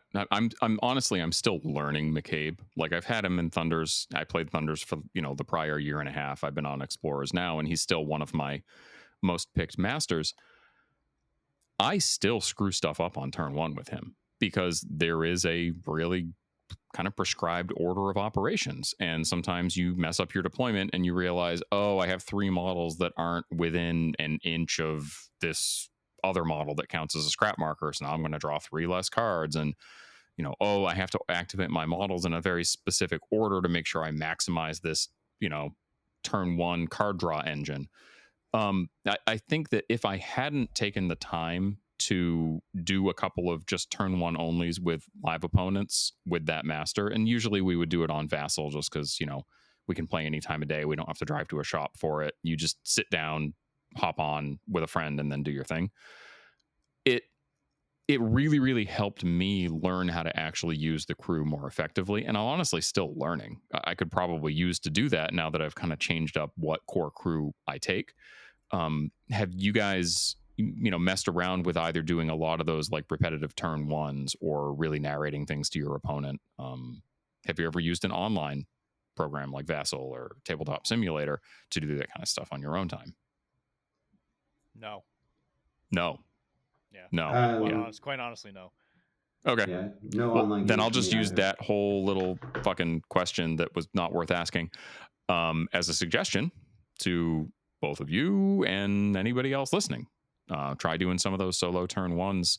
It'll really make you feel more confident in your play, and you'll spend a lot less time and just learn more about how the crew works. But yeah, so we've kind of talked a lot about our thoughts on the game, our thoughts on learning a new game and transitioning from one to another. Real quick, just kind of bullet points, each one of you. What do you think the best parts of Malifaux are? The strengths of the system, the weaknesses of the system, and then give me your thoughts on what you think about the kind of unique randomization mechanic with the cards. Obviously, it's very different than I think just about every other tabletop game out there. So whichever one of you wants to take it away. Strengths, weaknesses, and uniqueness. Sure. Strengths, I think the theme is a huge one for me. Every one of the keywords has such a unique flavor to it that like you feel like you're playing a totally different game with every master, which I think is super cool. Like it gives a lot of replay, a lot of depth. The things that I find, and like just the regular, like the rule set, as Dylan said earlier, is like straightforward enough that it's easy to grok. The things that I find frustrating with it are just like the sheer amount of choices you have in masters. Like, so every time you play an opponent, you have no idea what their list does unless you have a lot of practice at the game. So you don't know like what the gotchas are. Like I was playing against Tiri and they had the murder robot. I don't remember the name of it. It was Construct. The Iron Matron. Yeah, exactly. And I was like, what's this thing? And then, Brendan happened to walk by and he's like, stay away from that thing. And I was like, okay, cool. Thank you. So it's like, to be a good player, you need to know the game intimately. And so there's a lot to have to know. which makes it hard as a newer player to like feel like you're going to play your best because you may walk into suboptimal situations without even realizing you're doing it. Yeah. For the card mechanic, it's cool. Personally, I find the cards really addictive. So I like have been slowly buying all the Fate decks because they're just fun. So it's a nice change from dice, and I do like the fact that you have, depending on the master, the ability to fix your hand to some extent. Yeah. So you feel like you have a little more choice at the time that a confrontation is happening, whereas it's not just roll the dice and hope for the best. So that part I do think is a benefit of the game as well. I have tend to agree. Theme is the thing that brought me to Malifaux in the first place, and it's the thing that got me to come back. And I think my favorite part of the game is being able to root for your specific faction. Because I'm a faction diehard. I know a lot of people like to just pick masters and then just play those, but I'm a guy who's like, I gotta like the entire organization, otherwise I can't really get behind it. And who doesn't love oppressing tyranny on a level that has never been seen before in human history? So as someone who has played a lot of games, has seen so many strengths and weaknesses of all these different games, when I say this, know that it's coming from a very well practiced place. The theme of Malifaux is very on point. The mechanics of it, very, very awesome. I think that, again, the game is easy to grasp and you can switch between the masters with a little bit of difficulty. There's going to be a little bit of like issues when you first pick up somebody new where you're like, okay, let me learn some of the clunkiness of what actions do what. But I think that when you walk up to the table, the taste of the Malifaux universe is so strong that you're gonna have a good time if you just kind of think about what you're doing, where your models are doing ridiculous things in the middle of the battlefield, like when you're playing against an outcast player and Lazarus puts on a flowery bouquet on its head, and he's like, okay, now I have Don't Mind Me. It's like, what other game can that kind of thing happen? And you can laugh about it. I would say the weakness of the game is that there are some very hard counters on some masters going into other ones, where you'll have, let's just say, somebody whose whole shtick is like damage prevention, so you have like lots of armor or incorporeal, and then you go up against Levy 1, and you're just like, well, guess I'll just go die because everything that my master does just doesn't work. Or you have Bubble Crews, whose whole mechanic is to stay relatively close to their master, and then you go up against Crid, and you're like, okay, guess I'll just get exploded a lot.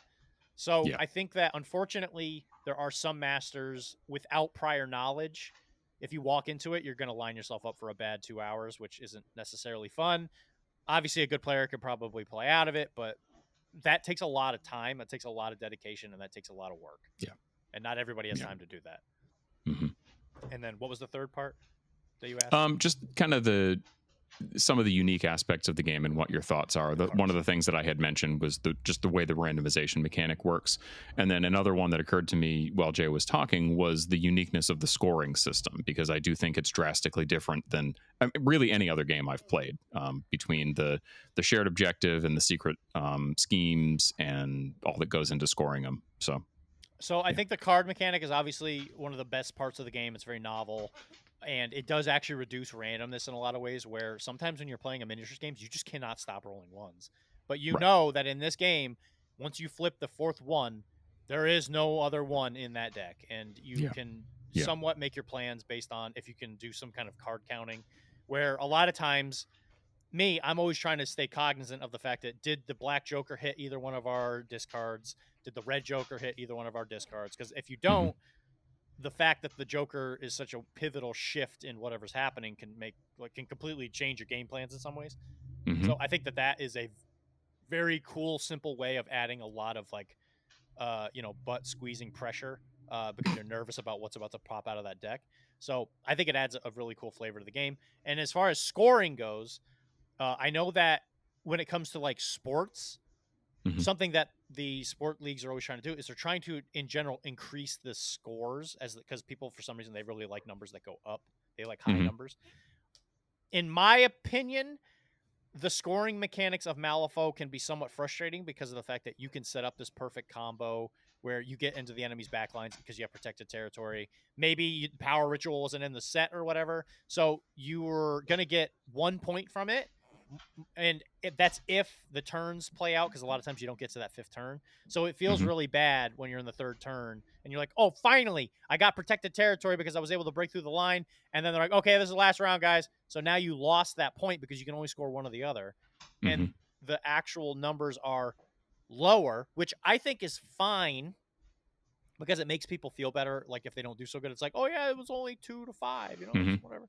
So it's like, I, in some ways it's good and bad. I think the Yeah. scoring mechanics, but it is what it is. Mhm. What do you think, Jay? It's funny that you mentioned that, Dylan, about the I only lost by 2 points. Like we had a game last week where Dylan beat me 6-4, and I was like, Mhm. cool, I'm in the running, and I only lost by 2, and Mm-hmm. it was a big 2. Yeah. So it's an interesting thing where um, I like the fact that there's not a million things that you're trying to do objective wise, because it really helps you hone in on what's my play, how do I score. Um, Infinity's like that too. And I think MCP is a little bit as well. So I like the games where there are very Mhm. defined objectives that you might both be fighting over. The thing I like about the Malifaux scoring is the fact that I know what the pool is. So there's Yeah. a whatever 1 in 6, whatever the number 5 of Mhm. I have an idea of getting it right of what you're trying to do, and can I Yeah. potentially block it. So the more open information is nice, Yeah. and having less of the randomness. So Infinity has this mechanic where you can flip a card, and hopefully you have the right guy that can do the mission. Mhm. Whereas this, because you know up front what these scoring objectives are, it feels Mhm. way better. And we haven't within our group gotten to the level of are going there just with the faction and then having a multitude of masters to choose from. But Mhm. that turn zero aspect of Malifaux seems very deep and interesting, and it's Yeah. something as a new player I've been sort of not trying to go super deep on it because there's other things I want to get better at first. But the Sure. fact that it exists is a really cool thing as well. Yeah. I know, myself, I have my own thoughts on what I think some of the strengths and weaknesses of the system are. So, being a bit more of an experienced player, I'll just share mine and you guys can give me some feedback. Do you think it lines up with your actual experience? So, I think strengths of the system are honestly the randomization and the scoring mechanics.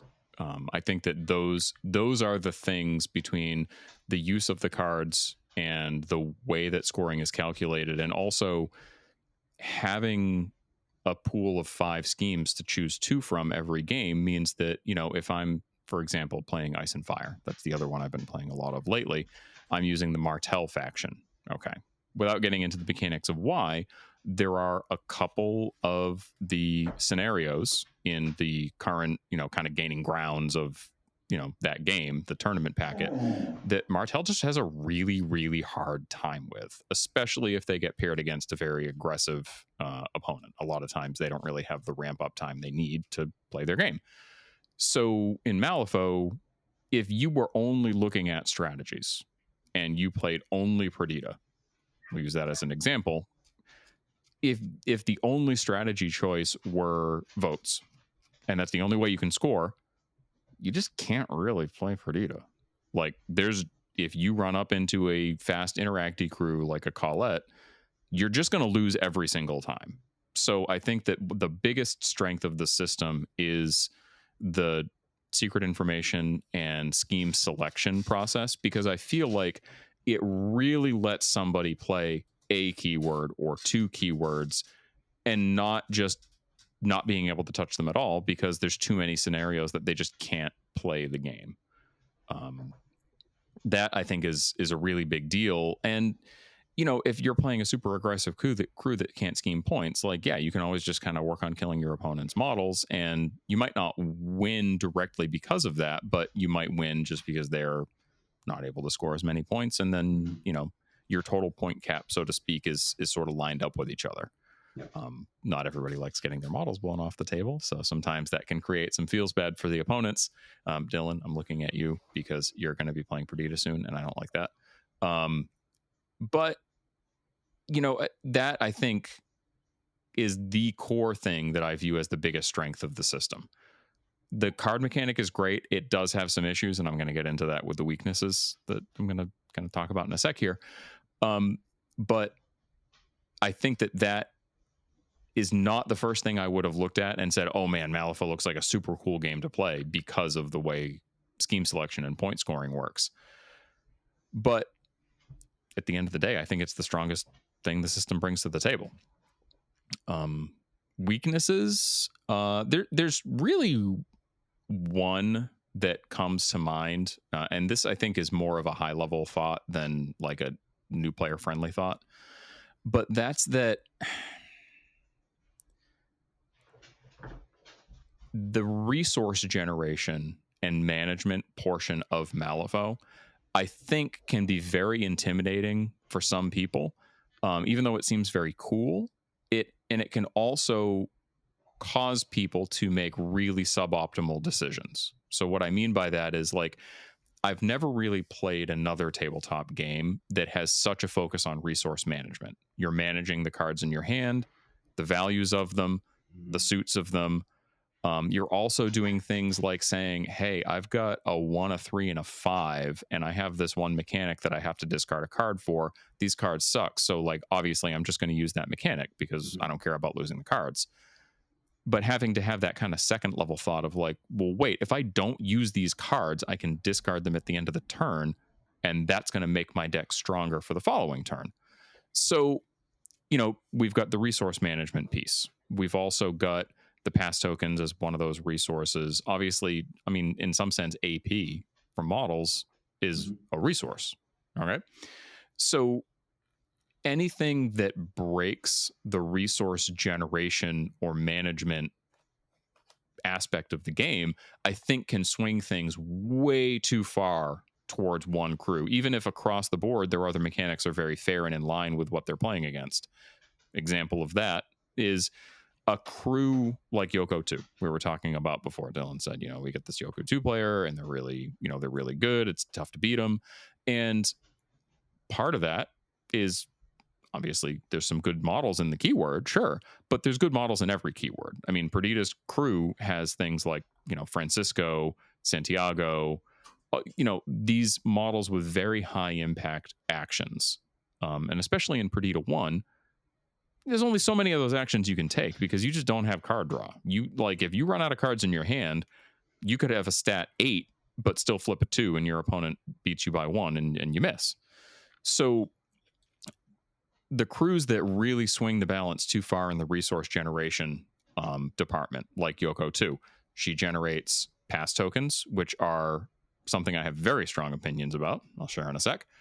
And she also not only draws cards, but she fixes your hand. She can draw specific high value cards, put them in her hand, and then it reduces the impact of the random elements of the game on her crew so much that in some sense they actually become kind of irrelevant. You combine that with a crew that has very strong models like Bill Algren, who, you use him quote unquote properly and he can be hitting, minimum 5 damage trivially, minimum 7 in some circumstances through a combination of a couple of abilities. And if you have the pass tokens to make sure that you always go with your most important models at the most impactful time in the turn, you've got relatively high impact models that you're going to be able to fix your hand to get the results that you want from them every single time. All of a sudden, I think the core mechanics of the game start to really break down. If you're talking about one of those crews that has these stat 6 or 7 attacks, stat 6 or 7 resistance across the board for defense, willpower, whatever, and you've always got the cards to make sure that the flips that really matter go the way you want them to, your opponent just can't really play the game. We've got crews like your Yokos, to a certain degree, your Tiris, just with the sheer amount of card draw that they can bring to the table, and you pair that up against something else that just can't compete. I mean, it's always, that's a problem, in my opinion. The one thing that I have noticed in that regard is it's always the same sort of mechanics that is kind of generally shared between the masters that are obviously I don't even want to say a problem, but they're clearly the ones that are doing better. And it always seems to be the card draw mechanic is always somehow always the card draw. Yep. This is true of a lot of games, though, right? Like, if you can find that one mechanic that circumvents the fairness factor, then you're always going to have the stronger whatever it is. So if you're playing Legion, it used to be action economy. If you're playing Infinity, it's not rolling dice. In this case, it's fixing your hand, right? Like, I think that's something that's probably a good call out for game designers in general. Of like, you should know what the biggest lever that can unbalance your game is, and be very careful with how you work in that game design space.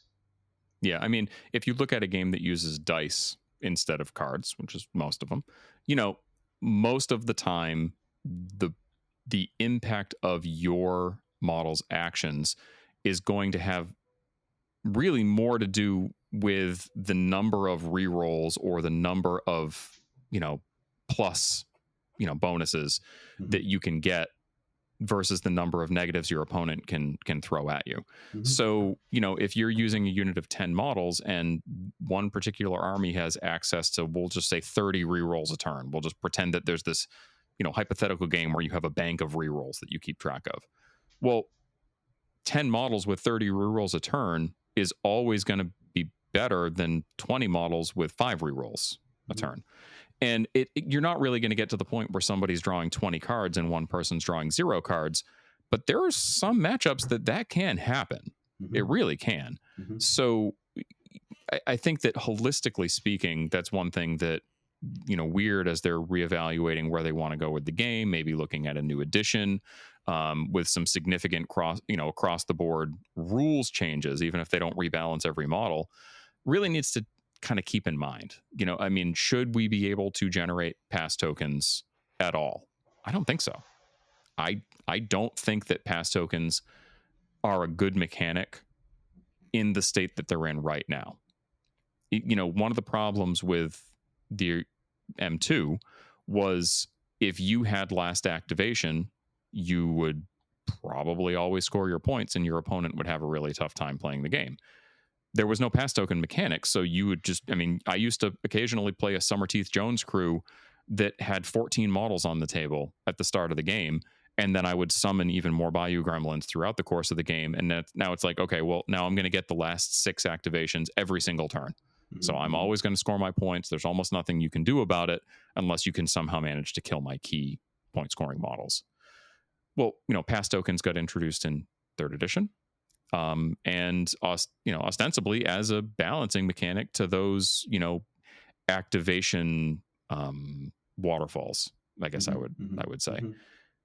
Now, if you take a 14 model crew and your opponent takes a 7 model crew, okay, well, there's still pass tokens, and if your opponent manages them correctly and manages to kill some of your models before they get a chance to activate, they can swing things back in their direction. In M2, that just simply wasn't the case. He with the most activations would probably have a 75% chance better at winning the game. So, when M3 first came out, we had Yoko. She was the only thing that could generate pass tokens, and the first version of Yoko really wasn't balanced in the way that it should be. So it just wasn't that good. It still is kind of not that good, but She was okay. Initially, that pass token generation piece was kind of a non-issue because the only crew that did it wasn't really seen to be a very effective crew. Now we've got, pass token generation out the wazoo. Oh, actually, I lied. Montucket could also generate pass tokens. We've got pass token generation out the wazoo. Basically, every faction, if they decide to build their crew, they're in a particular way, has access to some amount of it. It could be 1 pass token. It could be 1 every turn. But the more that comes into the game, I think the more it erodes some of the core balance decisions that they made when they, introduced M3 or M3, 3rd edition. That's what we call and it happens. 3rd edition. It's fine. 2E, 3E, whatever. When you try to build something, sometimes you break it. It's fine. It happens. It's a part of the game. Yeah. It'll get better.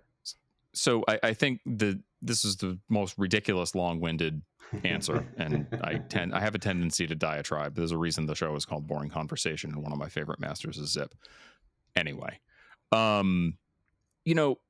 I think that finding a way to manage that resource generation in the game, either through maybe a turn-wide card draw limit for all players, one of the things that I had thought about was saying, okay, well, during your turn or during a given turn, you can draw up to 3 cards. Any cards that you draw beyond that 3 always require you to discard a card from your hand. So it doesn't just break crews that focus around card draw. They can still do it, but at least it becomes a little less efficient. It turns into a card cycle. You could even say that you have to discard a card before you draw a card, which I think would actually be a great decision point for the game. So weird. If you're listening, consider a 3-card limit and discard before you have to draw anything after that. But hey, you know, Everybody it's not like I'm a game designer, so everybody becomes the hopeful prospect. right, exactly. And just honestly, it would require reworking a lot of models or just putting a blanket rule into a 3.5 edition saying that, you know, any abilities or triggers that, you know, list pass tokens are changed to this favor token mechanic that they have on some of the new Qi and Gong models. That's still really a band-aid because, like, you kind of have to have abilities that utilize pass tokens as resources to use the favor token mechanic. So I don't really know how they fix that without errata-ing like 20 models that generate pass tokens. I do think it's a big enough issue that it does need to be addressed, but I think that the card draw piece is hands down the biggest game-wide balance adjustment that they could make without having to adjust a ton of cards. The other thing, and this is just one last quick thing, it's not really a serious issue, but it is some feedback I've gotten from players who play especially like some army scale games, is many times the models in Malifaux are beautiful. They look fantastic. Generally speaking, they are fairly small. They're 30 mils, there's the 40s and 50s, but that's about it because that's just the way the game is played. You couldn't work around the terrain with gigantic bases. The scaling of the models in the game, and this is really more of a factual model design complaint, is way off in some cases. I mean, you've got, you know, a model like Ophelia is the classic example, or Francois, actually, we'll even go there. Francois Lacroix. One of the complaints that I had from not just one, but like a couple of people that I played with in my local area was that model is so small and it gives absolutely no indication whatsoever as to what its impact on the battlefield can be. You know, you've got this tiny little gremlin he's got a poncho and he's got a, you know, cowboy hat, and you can see a gun down on his side.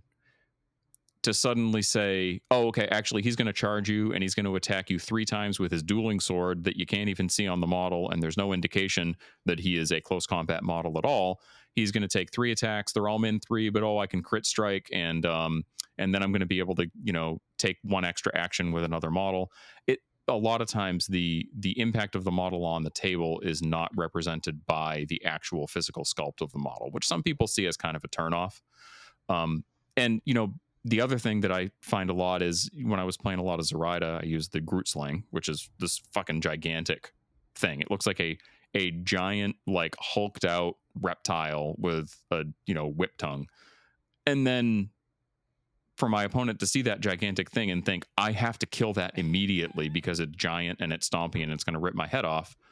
But then it actually is a very relatively low impact model. It's more about scheming and disruption. It doesn't really hit that hard. It's not particularly durable.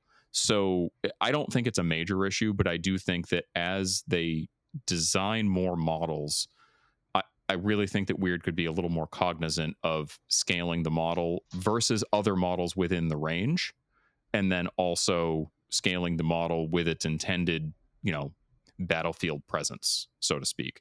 Do you think that that's a silly concern, or have you guys run into that at all in your own experience? I think I could sum up both of our opinions very succinctly. When it comes to Infinity, there's a notorious issue where if a model is terrible at close combat, it's probably holding a sword for some reason, and it's really an obnoxiously big sword most of the time. Except for Achilles. Who carries around somebody's head.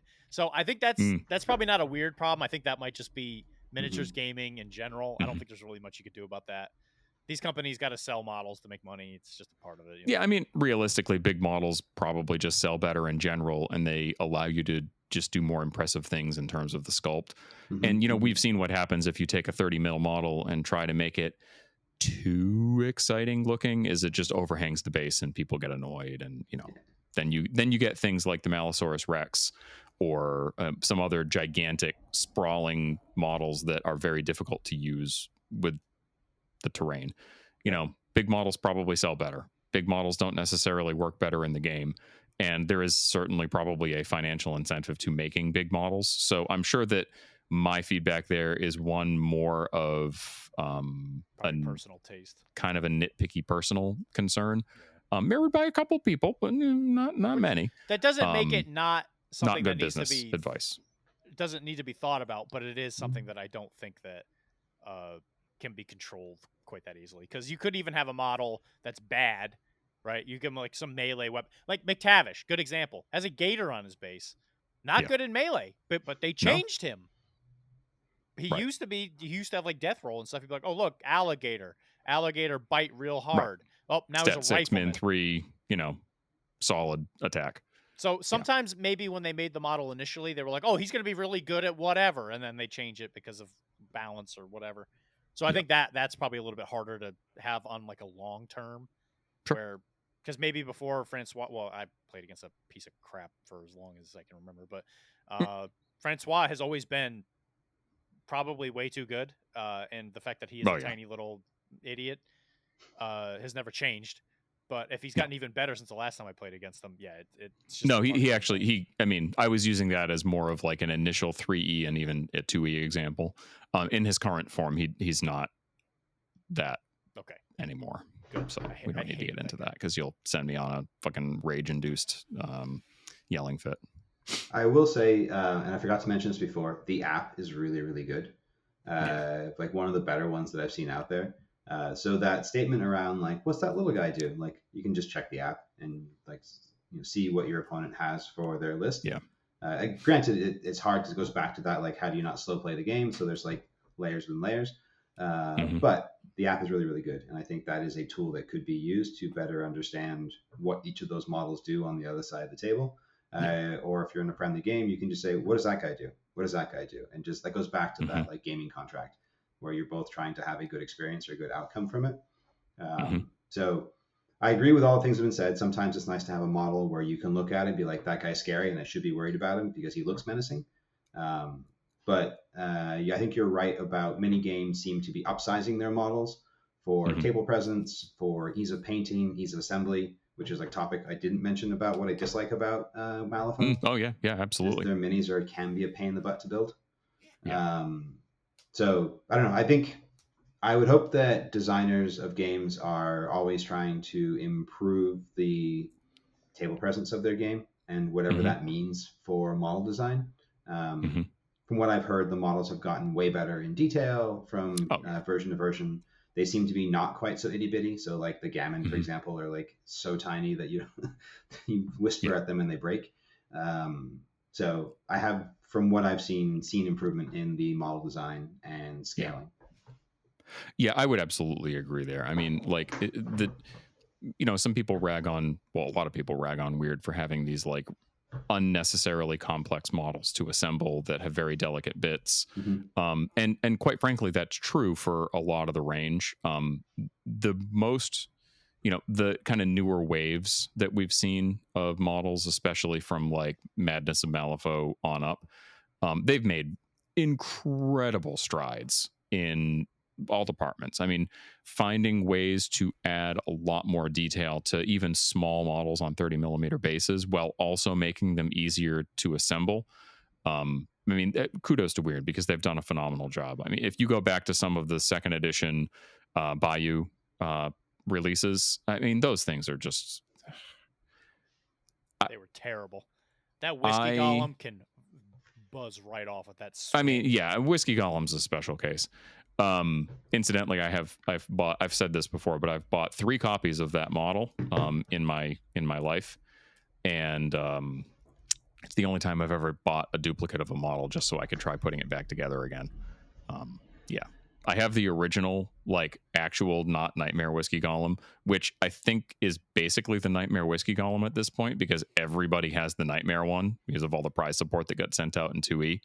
I've actually put the regular one on the table and people ask me if it's an alt sculpt. I'm like, no, No. But yeah, I bought the. I got the root beer transparent Nightmare Whiskey Golem as a prize in some event that I won. Assembled it, got incredibly frustrated. It broke the first time that I put it on the table. I fixed it. It broke again, and then I threw it away. I've never thrown a model away in my life.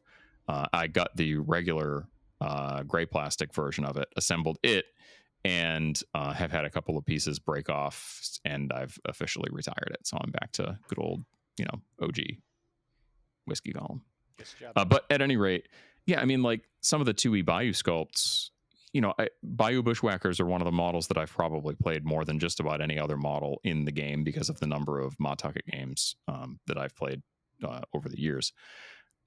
I still, in a little plastic baggie in my model kit, have three individual blades of grass that were supposed to go somewhere on the hats of one of or multiple of those three models. There really were not assembly guides readily available on the Weird website until much more recently.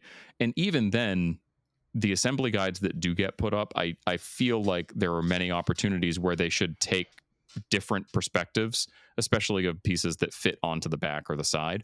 Mm-hmm. They're better and a better resource for assembly than we've had in the past.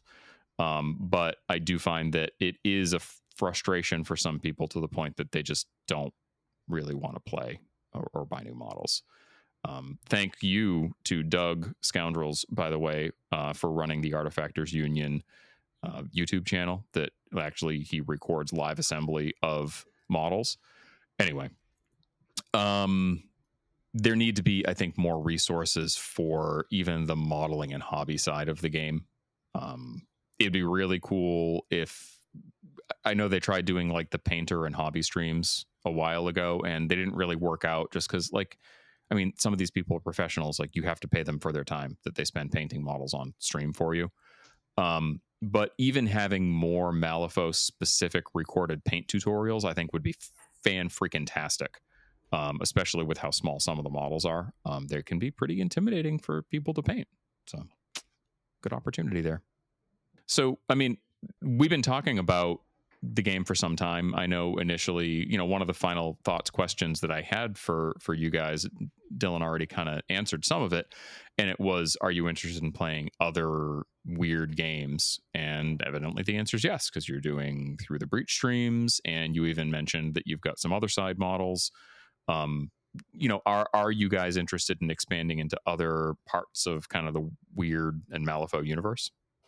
I absolutely adore the setting, and I will say that when they first were releasing the other side, it didn't have a great release. The game itself is very good. I think it's a great game, but I realized that while I was playing Malifaux in the Malifaux universe, right, in the actual dimension of Malifaux, it occurred to me that there are people who are not being abused on Earthside enough, and I realized that I would have to play another game to make sure that the tyranny was evenly spread, like butter across a piece of bread. So if there are people over there who have experienced happiness of their own, well, we got to tax it. We need that money to fight the giant. I'll have you guys know, before I give Jay a chance to answer, that when Dylan and I first met, he was playing the lighthearted, adventure-minded Explorer Society, and he was getting incredibly frustrated with playing these wonderful, oftentimes very positive models that had great outlooks on life and really just wanted to explore the wilds of Malifaux. Never mind Anya. And she has her own personality issues. But long story short, Dylan didn't actually start enjoying the game properly until he got back to a faction of tyranny and oppression, being the guild. And I am certain that we're probably going to see guild models on the other side table for you as well, you scumbag. What other game can you use a lawman to beat a child to death? It's so thematic. Where else can you get it? So obviously, yes, you're in. You want to play the other side. You have been playing Through the Breach, and maybe you've played the other side too. I don't know. Sure have. What about you, Jay? For me, I'm too new to the weird game systems to take on yet another game. For me, I want to sink my teeth deeper into Malifaux. Sure. There are other games that also have a like piece of my heart that I don't want to drop either. So like Infinity Sure. will be a staple for me. Hmm. And I think it's really more around the like I don't want to be such a magpie about the games that I play that I forget how to play them because I have so many in Yeah. rotation. So I try to focus on like 2 to 3 games and then keep myself limited to it. Part of it's so I don't have an ever growing pile of shame with unbuilt, unpainted models, which I think is sort of like yes, exactly. It's the albatross we all carry. Um, For but yeah, anybody that doesn't know what just happened, I just turned and looked at my gaming table behind me. My full size gaming table, 8x4 in the basement that I barely ever use because COVID's over and people don't come to my house anymore. But fully 1/3 of it right now is stacked up, mm-hmm. like probably 2 feet high with unassembled shit Yep. or 40K in fantasy stuff that I have slowly but surely been selling off on eBay. So I absolutely feel you there. But yeah, but like Malifaux has such depth to it that I am like just first toe in the water. Yeah. So I don't feel the need for yet another game when this one Hmm. is like slowly taking over more of my brain space when I think about what I want to do gaming wise. Yeah. Yeah. I know for me, I mean, I've been talking about getting into the other side for literally, I mean, since it came out, at the time, I just didn't have the funds available to actually back the Kickstarter. So, it kind of went the way of the dodo for me. It was out of sight, out of mind. And then I started seeing some stuff about, it having release issues. And I mean, whatever, first Kickstarter for a company that does minis and, it's always going to be complicated. But, now I'm at a point where I'm like, okay, well, I mean, maybe at the Black Friday sale, it's time for me to finally buy in. And, He's yeah, looking to get probably gonna oppressed, happen. ladies and gentlemen. He's looking Probably. for some oppression. Yeah. And I'm going to It's give all right. it to him. I'll play Kimon because those models are dope. And then you'll just shoot all my models off the table with your guild and King's Empire nonsense. What are you planning on playing, Dylan? Guild and King. Yeah, King's Empire. Yeah, okay. Yeah, exactly. Scumbag. Right. Cool. So I mean, just one last final thought from you guys. What do you think is the one or two things that really keeps you coming back to the table? Why do you keep playing Malifaux instead of wandering off to some other system? It's the most fun you can have without taking your pants off kind of situation. I love the people I play the game with. The community's great, and the theme keeps pulling me back. And the more I learn, I read the books, and the more I listen to the podcasts, and the more I build and paint the models, you just get that sunken cost fallacy, and I can't escape. My spin's a little more shiny than Dylan's, but a lot of the same reasons. Community is always going to be king for me. If Yeah. I can play a game that is intricate enough that I have to think to play it, and I have people that I enjoy playing it with, that will always be the game that I want to play. And from what I've seen so far for the Malifaux community, it's a very healthy, very strong one. There's lots of people that are very excited about the game, happy to sort of share their passion of the game with you, and how could you not want to be a part of that? Awesome. I mean, that's ultimately probably the thing that keeps me coming back to. I've gotten over the years, obviously I've been doing the, content creation thing, and I've hosted big events, and I've traveled to other parts of the country for events. And frankly, not many people have the opportunity to do stuff like that. Even just traveling to, Texas for a weekend for, a tournament with all the flights and lodging and costs. It's just, it's always going to cost money, and it's tough to budget for a lot of people. So I'm in the situation where, I have developed these long-term friendships. I mean, some of my closest friends are folks that I have met playing this game. In the times that I was having a difficult time getting a local play group together for it, I even told my wife, like, man, this kind of bums me out. Like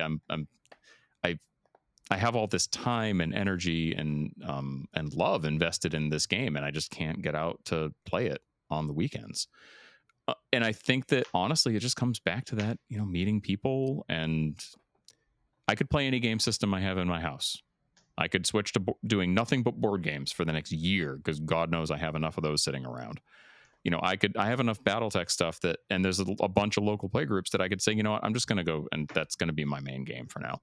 But in none of the other games that I've ever participated in have I seen the kind of community oneness that I have with Malifaux.